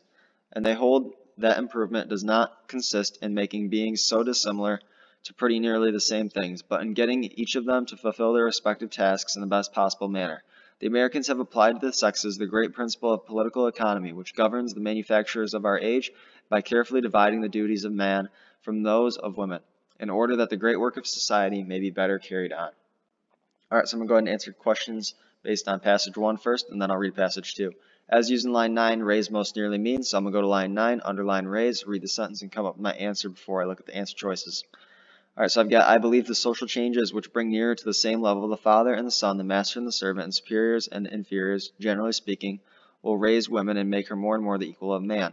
All right, well, right here, what raise is essentially meaning is it will elevate women to that same status as man. So my answer there, when I come down, it should be something along the lines of elevate or lift women to that same status as men. So my answer there, I see I have elevate. It's not going to be nurture, it's not going to be cultivate, and it's not going to be increase. My answer there will be D. All right, in passage 1, Tocqueville implies that treatment of men and women as identical in nature would have which consequence? Well, she says it'd be harmful for both, right? She says that they would both be degraded. So look at our answer choices. A, neither sex would feel oppressed. That's incorrect. B, both sexes would be greatly harmed. Yes, that is her argument, right? Answer choice C, I'll just show you why the other ones are wrong. Men would try to reclaim their lost authority. She never makes that statement. And D, men and women would have privileges they don't need. She never makes that statement. All right, which choice provides the best evidence for that answer? Well, if we go back up, I can go ahead and show you guys where it is. There's a very clear sentence where she says this, right? Let's see, it's right here, right? So it may be readily conceived that thus by attempting to make one sex equal to the other, both are degraded. That's going to be my answer, and that's going to be 22 to 24, because that clearly states that it would be harmful to both sexes. So our answer there is going to be choice C. All right, now we can go ahead and move on. We've got question 35. We see that that's in line 53, which is part of passage 2, so I'm going to read passage 2 right now. As society was constituted until the last few generations, inequality was its very basis. Association grounded on equal rights scarcely existed. To be equals was to be enemies. Two persons could hardly cooperate in anything or meet in any amicable relation without the laws appointing that one of them should be the superior of the other. Mankind has outgrown this state, and all things now tend to substitute as the general principle of human relationships a just equality instead of the dominion of the strongest. But of all relations, that between men and women, being the nearest and most intimate and connected with the greatest number of strong emotions, was sure to be the last to throw off the old rule and receive the new. For in proportion to the strength of a feeling is the tenacity with which it clings to the forms and circumstances with which it has even accidentally become associated. The proper sphere for all human beings is the largest and highest which they are able to attain. What this is cannot be ascertained without complete liberty of choice. Let every occupation be open to all, without favor or discouragement to any, and employment will fall in the hands of those men or women who are found by experience to be the most capable of worthily exercising them. There need be no fear that women will take out of the hands of men any occupation which men perform better than they. Each individual will prove his or her capacities in the only way which capacities can be proved, by trial, and the world will have the benefit of the best faculties of all its inhabitants. But to interfere beforehand by any arbitrary limit and declare that whatever be the genius, talent, energy, or force of the mind of an individual of a certain sex or class, those faculties shall not be exerted, or shall be exerted only in some few of the many modes in which others are permitted to use theirs, is not only an injustice to the individual and a detriment to society, which loses what it can ill spare, but is also the most effectual way of providing that in the sexes or class so fettered, the qualities which are not permitted to be exercised shall not exist. All right, so as used in line 53, dominion most nearly means what? I'm going to go to 53, underline dominion, and read the sentence. Mankind has outgrown the state, and all things now tend to substitute as the general principle of human relationships a just equality instead of the dominion of the strongest, right? Or instead of the domination of the strongest, right? Instead of power being held in the strongest hands, right? So I'm looking for instead of the dominion of the strongest, right? Instead of the domination of the strongest or them having power, right? The supremacy, that's a great one, right? The supremacy of the strongest would most nearly mean the dominion, right? The strong have all the power, right? They are quote unquote supreme. So supremacy will be my answer there, not territory, not ownership, and not omnipotence. All right, 36. In passage 2, Mill most strongly suggests that gender roles are resistant to change because what? Well, she talks about how men and women are very close, right? Much closer than the other groups, therefore they're more resistant to change. And I also have to provide evidence, right? So if we look at my answer choices, I have A, have long served as the basis for the formal organizations of society. That is not going to be my answer. Are matters of deeply entrenched tradition. Yes, right? Those matters, they've gone on for years. Those two sexes are very close, right? They're matters that are deeply entrenched in tradition of both American and European, right? So we can go ahead and get rid of C and D. C can be influenced by legislative reforms. We don't discuss that. B, benefit the groups and institutions currently in power. We don't really discuss that either. All right, so now we got to go find evidence. All right, so if I think about where my evidence was, just off the top of my head, I'm really not looking at 43 to 44 and 46 to 49 because that was more talking about how the formal organizations of society were based on that. But after that, we start getting into the relationship between male and female, right, and those breaking of gender roles. So I see that I'm going to kind of start looking at 5861 just as far as where I would start looking. All right, so I see we'll start here so you guys can get kind of a good idea as we go into that piece, right? Because it's a little bit tricky. So we have, but all relationships that between men and women being the nearest and most intimate and connected with the greatest number of strong emotions was sure to be the last to throw off the old rule and receive the new. For in proportion to the strength of a feeling is the tenacity with which it clings to the forms and circumstances with which it has even accidentally become associated. All right, so this is kind of complex, but I'm going to break this down for you. When we say in the beginning, right? So we're going from, I'll see what the evidence line it gives me is, so I can give you guys a better 58 to 61 in proportion to associated. All right, when we start here, in proportion to the strength of a feeling, okay, we know the feelings between males and females who are in that relationship is strong, right? Is the tenacity, right? Very strong feelings with which it clings to the forms and circumstances with which it has even accidentally become associated. That's talking about tradition, right? How those feelings between males and females are clinging to that tradition that they have accidentally become associated to, those gender roles. So that's showing you why our answer choice C will be correct, and that's supporting that matters are deeply entrenched in tradition. Both authors would most likely agree that changes in gender roles that they describe would be what? Well, they both say that they're part of a broad social shift toward greater equality, right? They reference, each of them are talking about how there's the relationship between employer and employee and all these other relationships that are growing toward equality. So our answer there will be A, right? They don't each discuss any of these, right? Or they don't both discuss both of those. All right, so now we can go ahead and move on to 39. We've got Tocqueville in passage 1 would most likely characterize the position taken by Mill in 65 to 69. And passage 2 as what? All right, well, let's go to 65 to 69 and let's see what that says first of all. So when we do that, we are going to go all the way up. We see we've got right here, we've got let every occupation be open to all without favor or discouragement to any, and employment will fall into the hands of those men and women who are found by experience to be the most capable of worthily exercising them, right? So she's saying we shouldn't restrict what men and women do as careers, let whoever's best at the job take it, right? Well, the author of passage 1 is going to disagree with that, right? She makes the argument that it should not be that way. She thinks that these gender roles are important because they're natural, right? Or she thinks that they're natural, right? She thinks that men and women are different and therefore need to stay in their same sort of careers that they historically have, right? That's her argument there. So she's going to portray it as, or she's going to see that, she's going to characterize that position as ill-advised, right? But she will still acknowledge it's consistent with the view of other advocates of gender inequality, right? She's not going to view it as less radical about gender roles than it might initially seem, because she's actually going to view it as radical, right? So we can get rid of A. B, she's not going to view it as persuasive in the abstract but difficult to implement in practice, right? And D, she's not going to view it as compatible with economic progress in the U.S. but not in Europe, because we don't draw into that distinction at all. All right, question 40. Which choice best describes the way that the two authors conceive of the individual's proper position in society? So which choice best describes the ways these two authors conceive of the individual's proper position? Well, the author of passage 1, right, Tocqueville, she believes that that position is importantly, like its definition pretty much is, the way that it's defined is kind of by that person's sex, right? Whereas Mill believes it should be defined by that person's ability to perform tasks, right? The ability for them to do well in a career, right? So we're going to look for an answer choice that highlights those two beliefs. So we look at A, we have Tocqueville believes an individual's position should be defined in important ways by that individual's sex. Yes, that is her argument, right?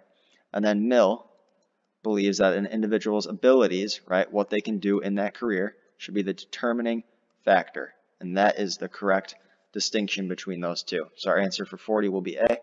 We got 41, based on passage 1, Mill would most likely say that based on passage 2, Mill would most likely say the application of the great principle of political economy in lines 38 to 39 to gender roles has which effect?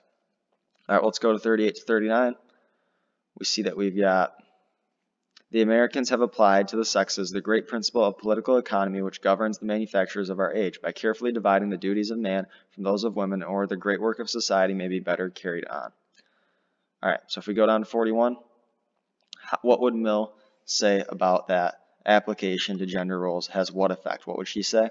Well, she would argue that it prevents many men and women from developing to their full potential because they can't pursue that career that they're best at, right? Women can't pursue those careers that are in the men's field, even if they're better at them than men, and men can't pursue those careers that are in historically women's fields, right? Even though those men may be better at those.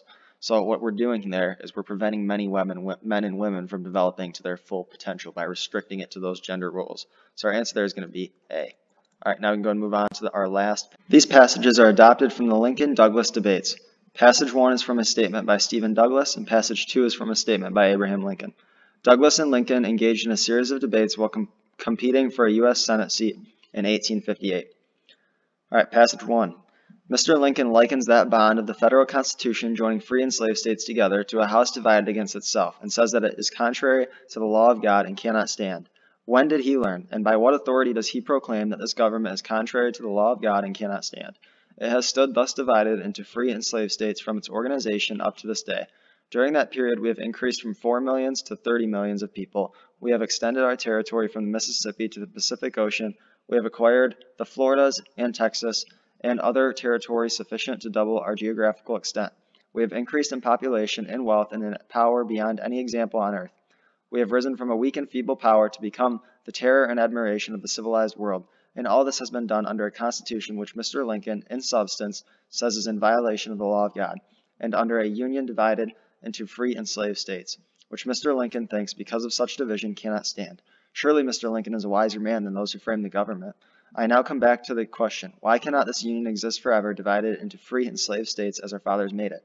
It can thus if each state will carry out the principles upon which our institutions were founded, to wit, the right of each state to do as it pleases, without meddling with its neighbors. Just act upon that great principle, and this union will not only live forever, but it will extend and expand until it covers the whole continent and makes this confederacy one grand ocean-bound republic. We must bear in mind that we are yet a young nation, growing with a rapidity unequaled in the history of the world, that our national increase is great, and that our emigration from the old world is increasing, requiring us to expand and acquire new territory from time to time, in order to give our people land to live on. If we live upon the principle of state rights and state sovereignty, each state regulating its own affairs and minding its own business, we can go on and extend indefinitely, just as fast and as far as we need the territory. All right, I'm going to go ahead and answer the questions that are on passage 1 only, and then I'll read passage 2. 32. In the first paragraph of passage 1, the main purpose of Douglas's discussion of the growth of the territory and population of the United States is to what? Well, if we go back and we look at his discussion of the growth of the territory, we see that he talks about how Mr. Lincoln says that a house divided against itself cannot stand, and it says that it's contrary to the law of God, but then he says, by what authority does he proclaim? And that this government is contrary to the law of God and cannot stand. It has stood divided, and during that period we've done all these things. So it's him proving that we can stand divided and still move and expand our lands, right? So his main purpose of discussing the growth of the territory and population of the United States is to, we have A, provide context for Douglas's defense of continued expansion. Well, that's not really what he's discussing, right?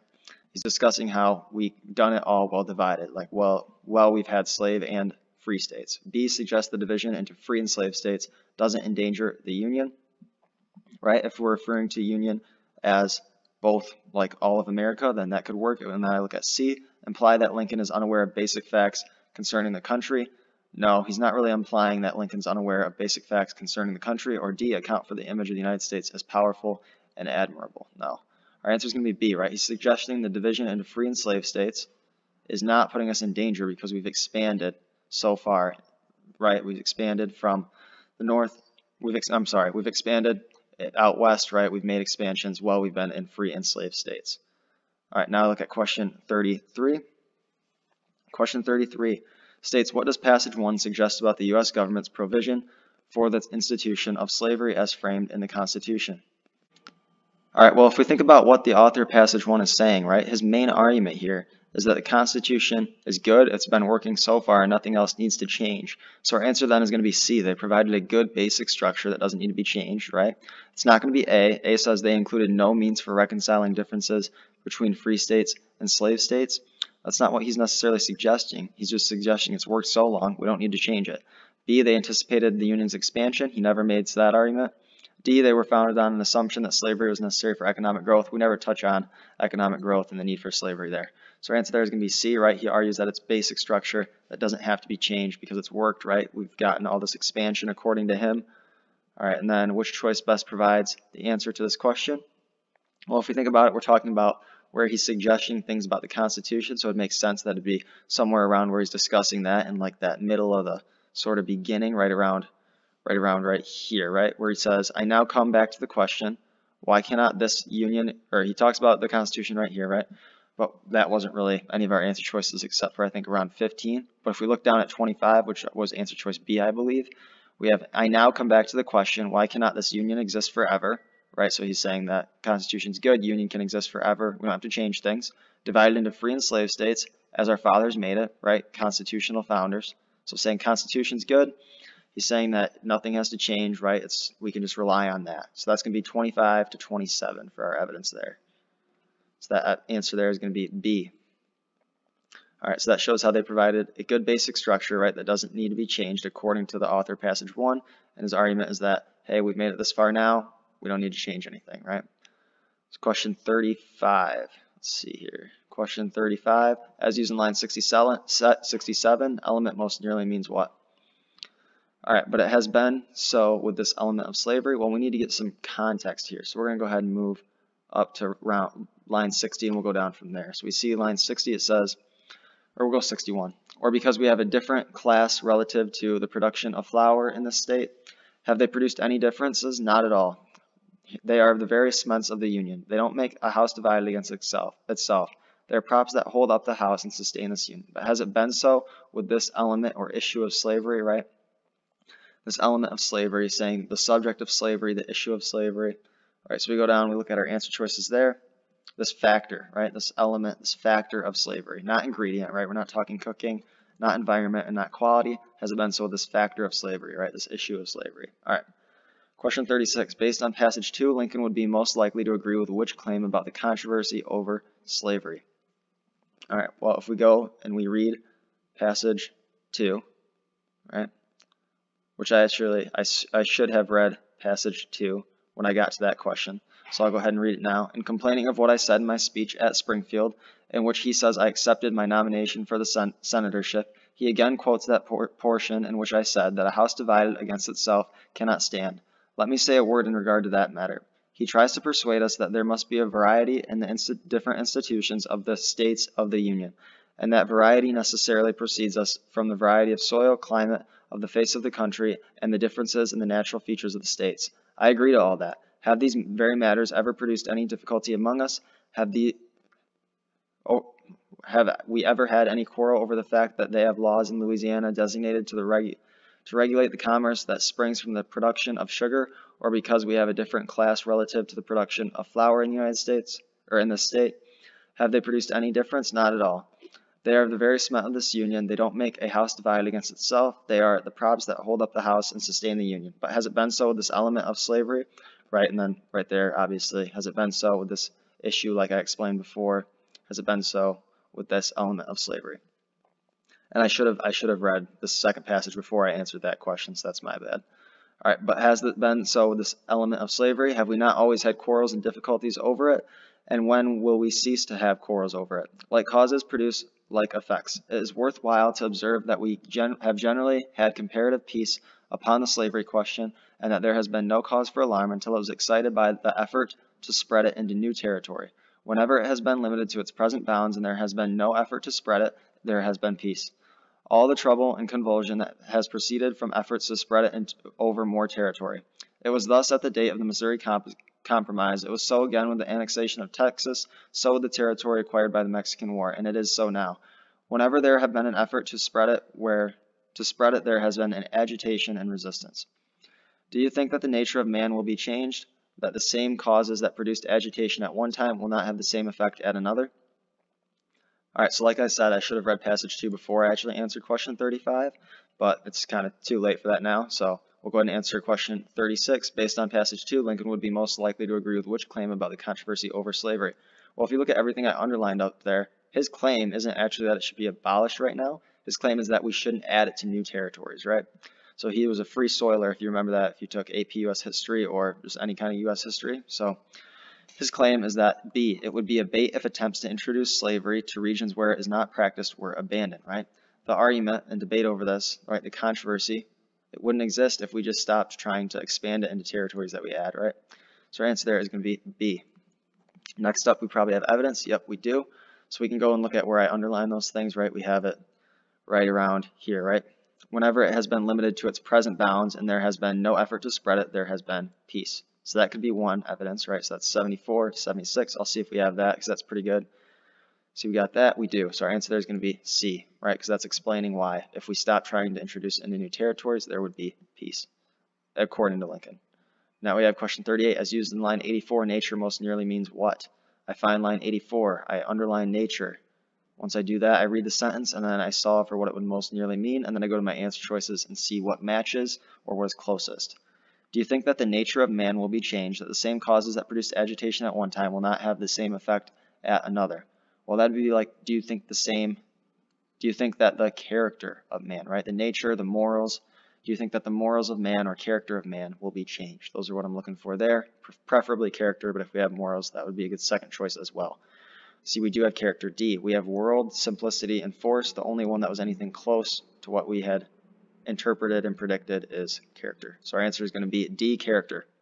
Question 39, which choice identifies a central tension between the two passages? All right, the big tension here is Lincoln is arguing, no, we cannot expand slavery into new territories, whereas Douglas is saying, yes, we can. That's the big tension, right? So we have A, Douglas proposes changes to federal policy on slavery, but Lincoln argues that such changes would enjoy no popular support. That's not the argument. B, Douglas expresses concerns about the economic impact of abolition. That's not the main argument either. C, Douglas criticizes Lincoln for finding fault with the Constitution. That is true. And Lincoln argues that this criticism misrepresents his position. That is also true.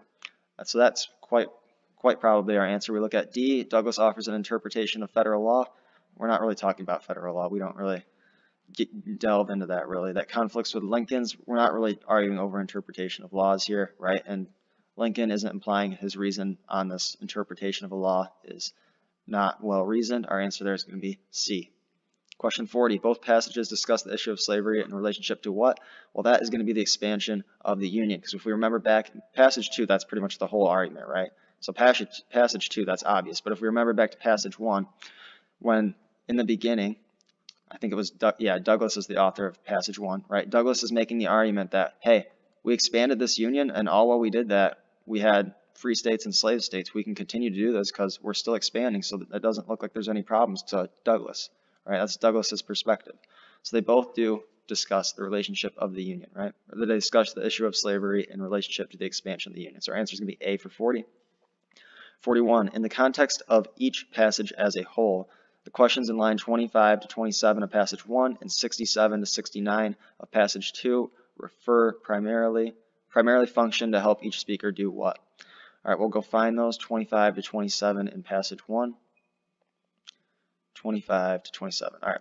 I now come back to the question, why cannot this Union state exist forever, divided into free and slave states as our fathers made it? It can thus exist if each state will carry out the principles, right? So basically, this is trying to undermine Lincoln's position that it can't exist forever, right? When Lincoln says a house divided can't exist forever, basically, he's saying, oh, yes, it can. So he's trying to undermine Lincoln's point. We look at our other one, I believe it was 67 to 69. But has it been so with the element of slavery, right? Because this is where Douglas was making the argument that, hey, these differences in states has what has kept us together, right? The fact we can have different tax policies and etc. But Lincoln is saying, well, yeah, okay, different tax policies has helped us, right, stay together. But have we ever had riots and had fights over tax policies? No. But we have over slavery, right? Slavery is a bigger issue. Have we... Right, he says, have we not always had quarrels and difficulties over slavery? Because we have. So he's trying to undermine Douglas's argument. So each one is trying to undermine the other's argument when they do that. So our answer there is going to be D. Right? They're not criticizing the other's methods because we don't even discuss methods. They don't cast doubt on sincerity. They both believe each other is saying what they mean and what they feel. And they're not reproaching each other's actions either. Our answer there will be D. All right, we can move on to the last passage. Questions 42 to 52 are based on the following. This passage is adopted from a speech delivered in 1838 by Sarah T. Smith at the Second Anti-Slavery Convention of American Women. We are told that it is not within the province of women to discuss the subject of slavery, that it is a political question, and we are stepping out of our sphere when we take part in its discussion. It is not true that it is merely a political question. It is likewise a question of justice, of humanity, of morality, of religion, a question which, while it involves considerations of immense importance to the welfare and prosperity of our country, enters deeply into the home concerns, the everyday feelings of millions of our fellow beings. Whether the laborer shall receive the reward of his labor or be driven daily to unrequited toil, whether he shall walk erect in the dignity of conscious manhood or be reckoned among the beasts which perish. Whether his bones and sinews shall be his own or another's, whether his child shall receive the protection of its natural guardian, or be ranked among the livestock of the estate, to be disposed of as the caprice or interest of the master may dictate. These considerations are all involved in the question of liberty or slavery, and is a subject comprehending interests of such magnitude merely a political question, and one in which women can take no part without losing something of the modesty and gentleness which are her most appropriate ornaments? And may not the ornament of a meek and quiet spirit exist with an upright mind and enlightened intellect? And must women necessarily be less gentle because her heart is open to the claims of humanity, or less modest because she feels for the degradation of her enslaved sisters and would stretch forth her hand for their rescue? By the Constitution of the United States, the whole physical power of the North is pledged for the suppression of domestic insurrections. And should the slaves, maddened by oppression, endeavor to shake off the yoke of the taskmaster, the men of the North are bound to make common cause with the tyrant and put down at the point of bayonet every effort on the part of the slave for the attainment of his freedom. And when the father, husband, son, and brother shall have left their homes to mingle in the unholy war, to become executioners of the brethren, or to fall themselves by their hands, will the mother, wife, daughter, and sister feel that they have no interest in this subject? Will it be easy to convince them that it is no concern of theirs, that their homes are rendered desolate, and their habitations the abodes of wretchedness? Surely this consideration is of itself sufficient to arouse the slumbering energies of women. For the overthrow of a system which thus threatens to lay in ruins the fabric of her domestic happiness, and she will not be deterred from the performance of her duty to herself, her family, and her country by the cry of political question. But admitting it to be a political question, have we no interest in the welfare of our country? May we not permit a thought to stray beyond the narrow limits of our own family circle and of the present hour? May we not breathe a sigh over the miseries of our countrymen, nor utter a word of remonstrance against the unjust laws that are crushing them to the earth? Must we witness the headlong rage or headless folly with which our nation is rushing onward toward destruction, and not seek to arrest its downward course? Shall we silently behold the land which we love with all the heartwarm affection of children, rendering a hissing and a reproach throughout the world by this system which is already tolling the death bell of her decease among the nations? No. The events of the last 2 years have cast their dark shadows before, overclouding the bright prospects of the future, and shrouding the destinies of our country in more than midnight gloom, and we cannot remain inactive. Our country is as dear to us as to our proudest statesmen, and the more closely our hearts cling to our altars and our homes, the more fervent are our aspirations that every inhabitant of the land may be protected in his fireside enjoyments by just and equal laws, that the foot of the tyrant may no longer invade the domestic sanctuary, nor his hand tear asunder those whom God himself has united by the most holy ties. Let our course, then, still be onward. All right, question 32. Smith's main purpose in the passage is to what? All right, well, her main purpose is to talk about how the cause of abolition, right, should be important to women, and that it's just an important cause for women, right? They should have the right to be outspoken about it. This is important for them to speak about. So we have A, accuse fellow abolitionists of overlooking the contributions women have made to the movement. No, she's not accusing fellow abolitionists, right, of overlooking contributions women made to the movement. So we can get rid of A. B, argue that the causes of abolition and women's rights are continuations of the spirit of the American Revolution. No, we don't really ever talk about women's rights as continuations of the American Revolution. C, make the case that women's rights are meaningless while slavery exists. She never makes that case, so we can get rid of C. And then D, encourage women to see their participation in the abolitionist cause as just and important, and that'll be our answer, right? She talks about how it's important because it's going to affect all these things, right? And we have to solve it now, and we have to abolish slavery now, because otherwise the North will have to help the South fight insurrections according to the Constitution. And it's a just cause because she talks about how the laborer needs to receive the fruit of his labor. And then question 33, which statement provides the best description of a technique that Smith uses throughout the passage to advance her point? We have A, she presents claims in the form of rhetorical questions that mostly have implicit negative answers. And yes, she does do that, and I'll go ahead and show you a couple of examples real quick. So if we go up here, we see we've got one right here, right, and then one right here. We've also got some over, let's find a couple others, one here, right, one here. She does it throughout the whole passage, right? So I'll go ahead and give you an example showing that it's a negative implicit answer. We'll use this one. We've got, and when the father, husband, son, and brother shall have left their homes to mingle in the unholy war, to become executioners of their brethren, or to fall themselves by their hands, will the mother, wife, daughter, and sister feel that they have no interest in this subject? And the answer to that, right, would be no. That's a negative implicit answer, right? Because it says, would they have no interest in the subject? Well, no, they would have a lot of interest in that subject, right? All right. So that shows why 33 is A. Now we've got 34. How does Smith develop her argument about slavery as a political question, line 3, over the course of the passage? Well, if we remember when we go back to line 3, she dismisses it as being too narrow because it does affect things in the home, it affects things other than politics, right? But then at the end, if we go back, right, we see that admitting it to be a political question, have we no interest in the welfare of our country? Right? So she first discusses it as being too narrow, right? So we see that we've got B, she dismisses the designation as too narrow, but then she demonstrates the relevance of it being a political question to her audience, right? So the political relevance. So our answer there is going to be B. All right, now we've got question 35. We've got which choice best summarizes the first paragraph? Well, if we go back to the first paragraph, we can just get a quick little reminder of what it was about, right? So we see that we've got it talking about how it's more than a political question, right? All these other things that it affects, the justice of it, right? That the laborer needs to receive the reward of his labor, right? These considerations all need to be taken into account when discussing liberty or slavery. So we've got A, Smith explains a conventional viewpoint and presents evidence supporting it. No, because her viewpoint isn't conventional at that time when this was written, right? Because they wanted women to stay out of the political sphere at that time. And then B, Smith rejects a claim and elaborates on her reasons for doing so. Well, we know, yes, she does reject the claim that it's only a political question and that women should not be involved in that political question, and she elaborates on her reasons for rejecting that claim, right? So our answer there is going to be B. Smith introduces her subject and provides historical background for understanding it.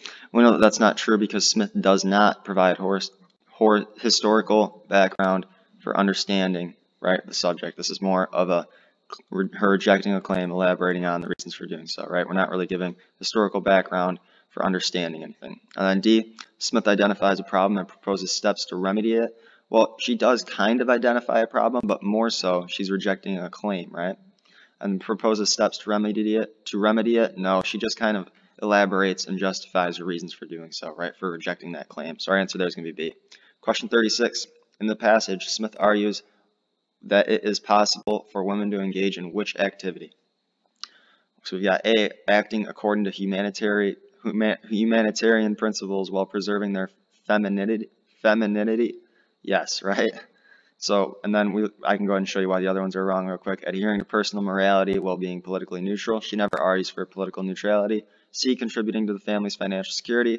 We never discussed that. And then D, resisting calls for war while opposing slavery. Well, she isn't resisting calls for war, right? All right, so we've got A.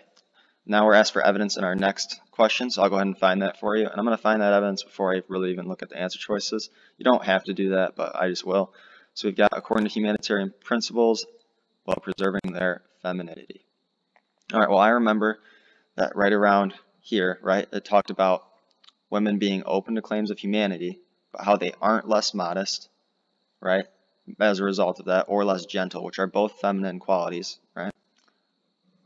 So I'll go ahead and read that sentence. We have, may not the ornament of a meek and quiet spirit exist within an upright mind and enlightened intellect, and must women necessarily be less gentle because her heart is open to the claims of humanity, or less modest because she feels for the degradation of her enslaved sisters and would stretch forth her hand for their rescue? So that's going to be from 33, right? That's going to be our on that end, we're going to have from 26 to 33 about, right? But I'd even be willing to take going from and, right? So 26 to 33 would be ideal, but if we have 28 to 33, that works as well. So I'll go look at my answer choices. And yep, I've got 26 to 33 right there, and that will be my answer. All right, now I've got question 38. According to Smith, the U.S. Constitution requires which action on the part of northern free states if slaves were to revolt? Well, it said that the northern free states would be required to basically make partners with the tyrants, right? Make partners with the South and put down any insurrections on the part of the slaves, right? So the northern states would not have to sever ties, but constitutionally, they would not have to give shelter to refugees. They would have to help the slave states fight the slaves' rebellion, right? That's what she says. And then D, the northern states would have to provide financial assistance to rebelling slaves. No, she never says that. All right, 39. In context with the main effect of Smith's use of the word tyrant in lines 40 and 83, what? We've got A, it identifies a specific individual as oppressive. No, when she uses the word tyrant in lines 40 to 83, I'll go show you in 1 minute, but she's actually talking about the South states as a whole, right? Not one individual. B, it highlights the threat of aggression from abroad. No, abroad would be overseas. We're talking about a domestic thing here. And then C, it critiques the limited rules for women in anti-slavery movements. No, right? She's referring to southern states when she says tyrant. D, it emphasizes the injustice of slavery. Yes. And I'll go ahead and show you tyrant in lines 40 and 83 real quick. So right here, we see North are bound to make common cause with the tyrant and put down at the point of bayonet every effort on the part of the slave. She's referring to tyrant as the southern slave states there to show how unjust slavery is by calling the slave states tyrants. And then here we have that the foot of the tyrant may no longer invade the domestic sanctuary, right? That the foot of the slave-holding South will no longer have room in the home, right? So emphasizing that unjustness of slavery by calling those slave states tyrants, right? As used in line 52, slumbering most nearly means what? Go to 52, we're going to circle it and then come up with our answer before we look at the answer choices. That way we aren't swayed by answer choices. So we've got, surely this consideration is of itself sufficient to arouse the slumbering energies of women for the overthrow of a system which thus threatens to lay in ruins the fabric of her domestic happiness. All right, well here, slumbering energies, it really just means that, right, the energy isn't there, right? They're just kind of still waiting, right? The energy, they're kind of dormant. They're not really doing anything yet, right? But she's hoping that this consideration that she's writing about will wake them up, right? Cause them to no longer be dormant, but to now be active. So we can go down into our word choices, right? So we see we do have dormant, right? Say you didn't come up with dormant. Let's say that you came up with a different word, right? And that word wasn't on here. Well, it's not going to be drowsy, right? It's not going to be the drowsy energies, right? No one would say that the energies are drowsy, right? They're slumbering, which means that they can be awakened, right? And then we have unconscious. Well, it doesn't say they're unconscious. It just says that they aren't active right now, but it doesn't mean it's unconscious. Lethargic. All right, so lethargic would be more used when talking about physical motion, right? Someone just woke up and they're barely moving, right? And I know slumbering can kind of give that idea too, but what we're really talking about here is the idea that their energies, right, they're dormant. They aren't doing anything yet, right? It doesn't necessarily mean that they're actually physically tired. It just means that they aren't necessarily doing anything yet, right? So slumbering here, it's really used to just show that they aren't doing anything actively. So our answer there is dormant.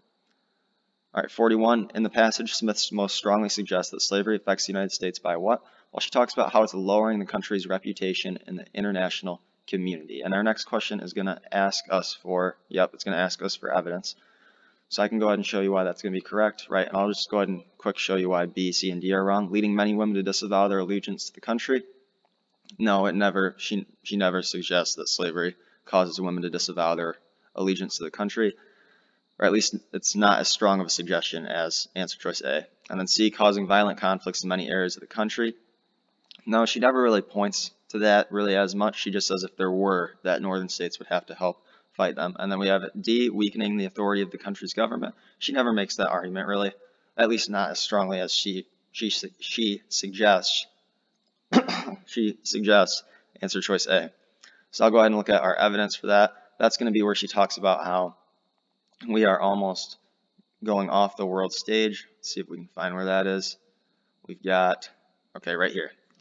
So we've got, shall we silently behold the land which we love with all heartwarm affection of children, rendering a hissing and a reproach throughout the world by this system which is already tolling the death bell of her decease among the nations, right? So that's from going to 73, we're starting at 68. So we got 68 to 73, right? So basically what's that saying is that slavery is causing the death bell, right? So it means America being close to death, right? America almost dying among the nations, right? So this great power almost coming to its death among the nations as a result of the civil unrest and the conflict between the North and the South. So our answer there is going to be 68 to 73, which is answer choice C. All right, so now we can go ahead and move on to the final passage. Passage 1 is adopted from a speech delivered in 1898 by Albert J. Beveridge, March of the Flag. Passage 2 is adapted from a speech delivered in 1900 by William Jennings Bryan entitled Imperialism. So we'll go ahead and read passage 1. Fellow citizens, it is a noble land that God has given us, a land that can feed and clothe the world, a land whose coastlines would enclose half the countries of Europe, a land set like a sentinel between the two imperial oceans of the globe, a greater England with a nobler destiny. It is a mighty people that he has planted on this soil, a people sprung from the most masterful blood of history, a people perpetually revitalized by the virile working folk of all the earth, a people imperial by virtue of their power, by right of their institutions, by authority of their heaven-directed purposes, the propagandists and not the misers of liberty. It is a glorious history our God has bestowed upon his chosen people, a history whose keynote was struck by Liberty Bell, a history heroic with faith in our mission and our future, a history of statesmen who flung the boundaries of the Republic out into the unexplored lands, a history of soldiers who carried the flag across blazing deserts and through the ranks of hostile mountains, even to the gates of sunset, a history of a multiplying people who overran a continent in half a century, a history divinely logical in the process of whose tremendous reasoning we find ourselves today. Think of the thousands of Americans who will pour into Hawaii and Puerto Rico when the Republic's laws cover those lands with justice and safety.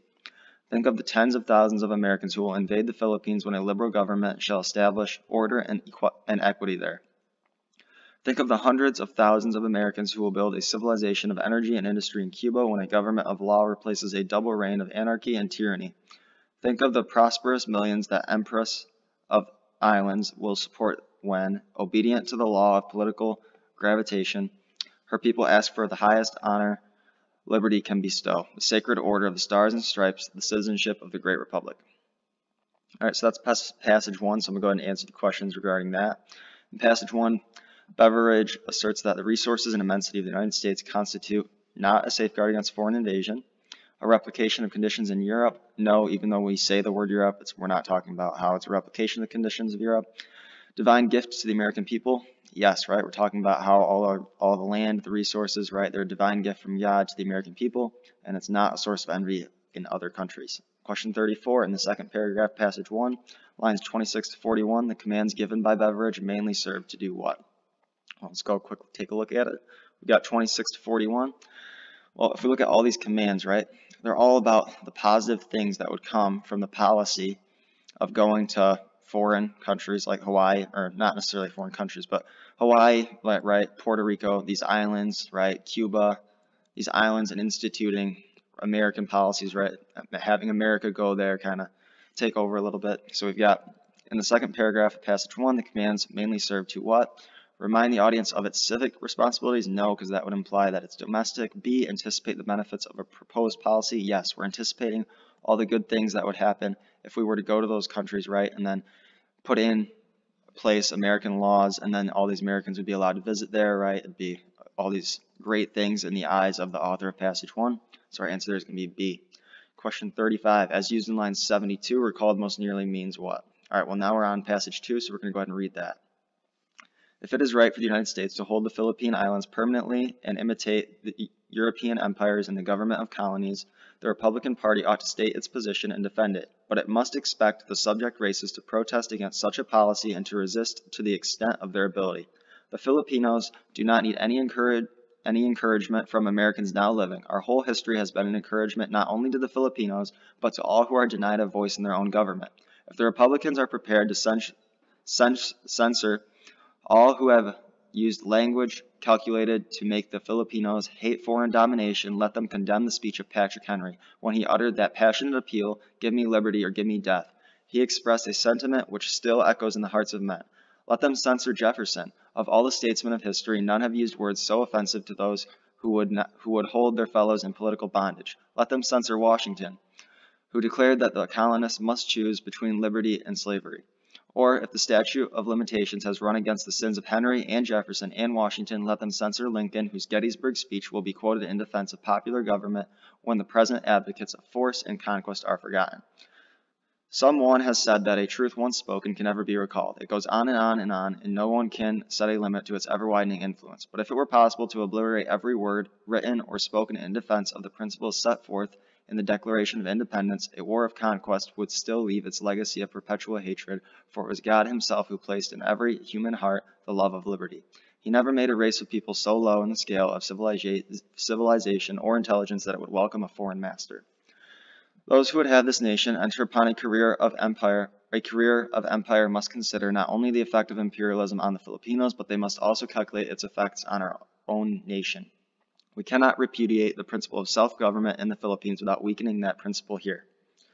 All right, well, I see I've got question 35 as used in line 72, recalled most nearly means. I go ahead and find line 72, recalled right here.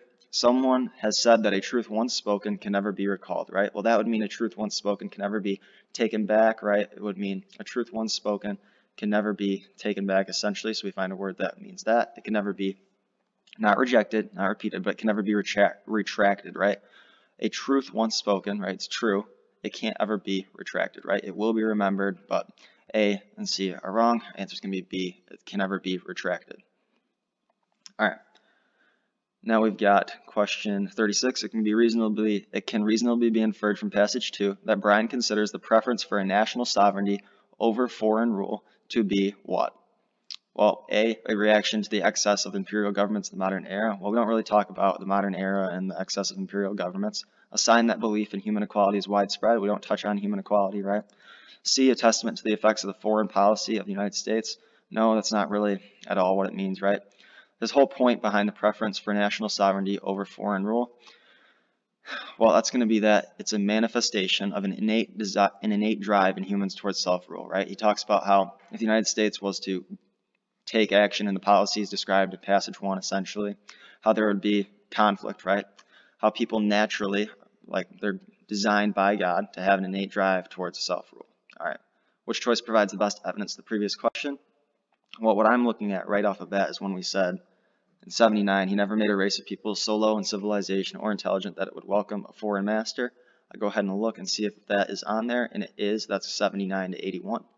So that's going to be my answer there. That's going to be C for question 37. I move on to 38. As used in line 85, calculate most nearly means. Find 85. We've got those who would have this nation enter upon a career of empire must consider not only the effect of imperialism on the Filipinos, but they must also calculate its effects upon our own nation. So I would say, but they must also weigh its effects on our own nation, or evaluate its effects on our own nation. So I'm going to see if I have either of those. I see I have A, evaluate, so that'll be my answer there. Question 39. In developing their respective arguments, Beveridge, passage 1, and Bryan, passage 2, both express admiration for what? Well, they both express admiration for the founding and history of the United States. Right? They don't express admiration for the vibrancy and diversity of American culture, or the worldwide struggle, or the worldwide history of struggles for independence, or the idealism that permeates many aspects of American society. And I'll show you how I know that this is correct as A.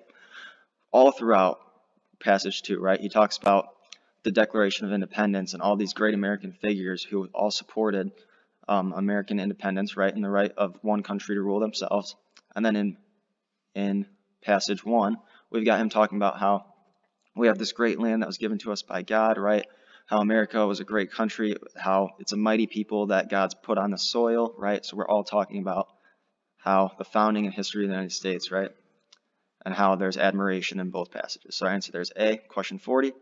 Which choice best describes the central difference between how passage 1, Beveridge, and Bryan in passage 2 view the concept of liberty as it's realized in the United States? We've got A, Beveridge presents it as a direct inheritance of European colonization, whereas Bryan presents it as a sharp break from earlier governments in Europe. No, that's not at all what we're talking about, or at least not very close. And then B, Beveridge considers it so exemplary as to justify the conquest of other regions, right? He does. He's advocating for us taking over Puerto Rico and Cuba, whereas Bryan warns its exemplary quality would be undermined by imperial expansion. All right, so here's what I know about that. I know that that's going to be my answer because in Beveridge's whole passage 1, he's talking about how America is so great that we have to spread this liberty, right? We have to spread this concept of liberty to these other nations, right? And then it'll make it so great. Whereas Bryan is saying this concept of liberty, right, this exemplary quality, would be undermined in America if we did this because we're not giving other countries their liberty. So our answer there is B. All right, question 41. It can be most reasonably inferred from passage 2 that Bryan would criticize the vision of American governance of island territories that Beveridge presents in passage 1 for being what?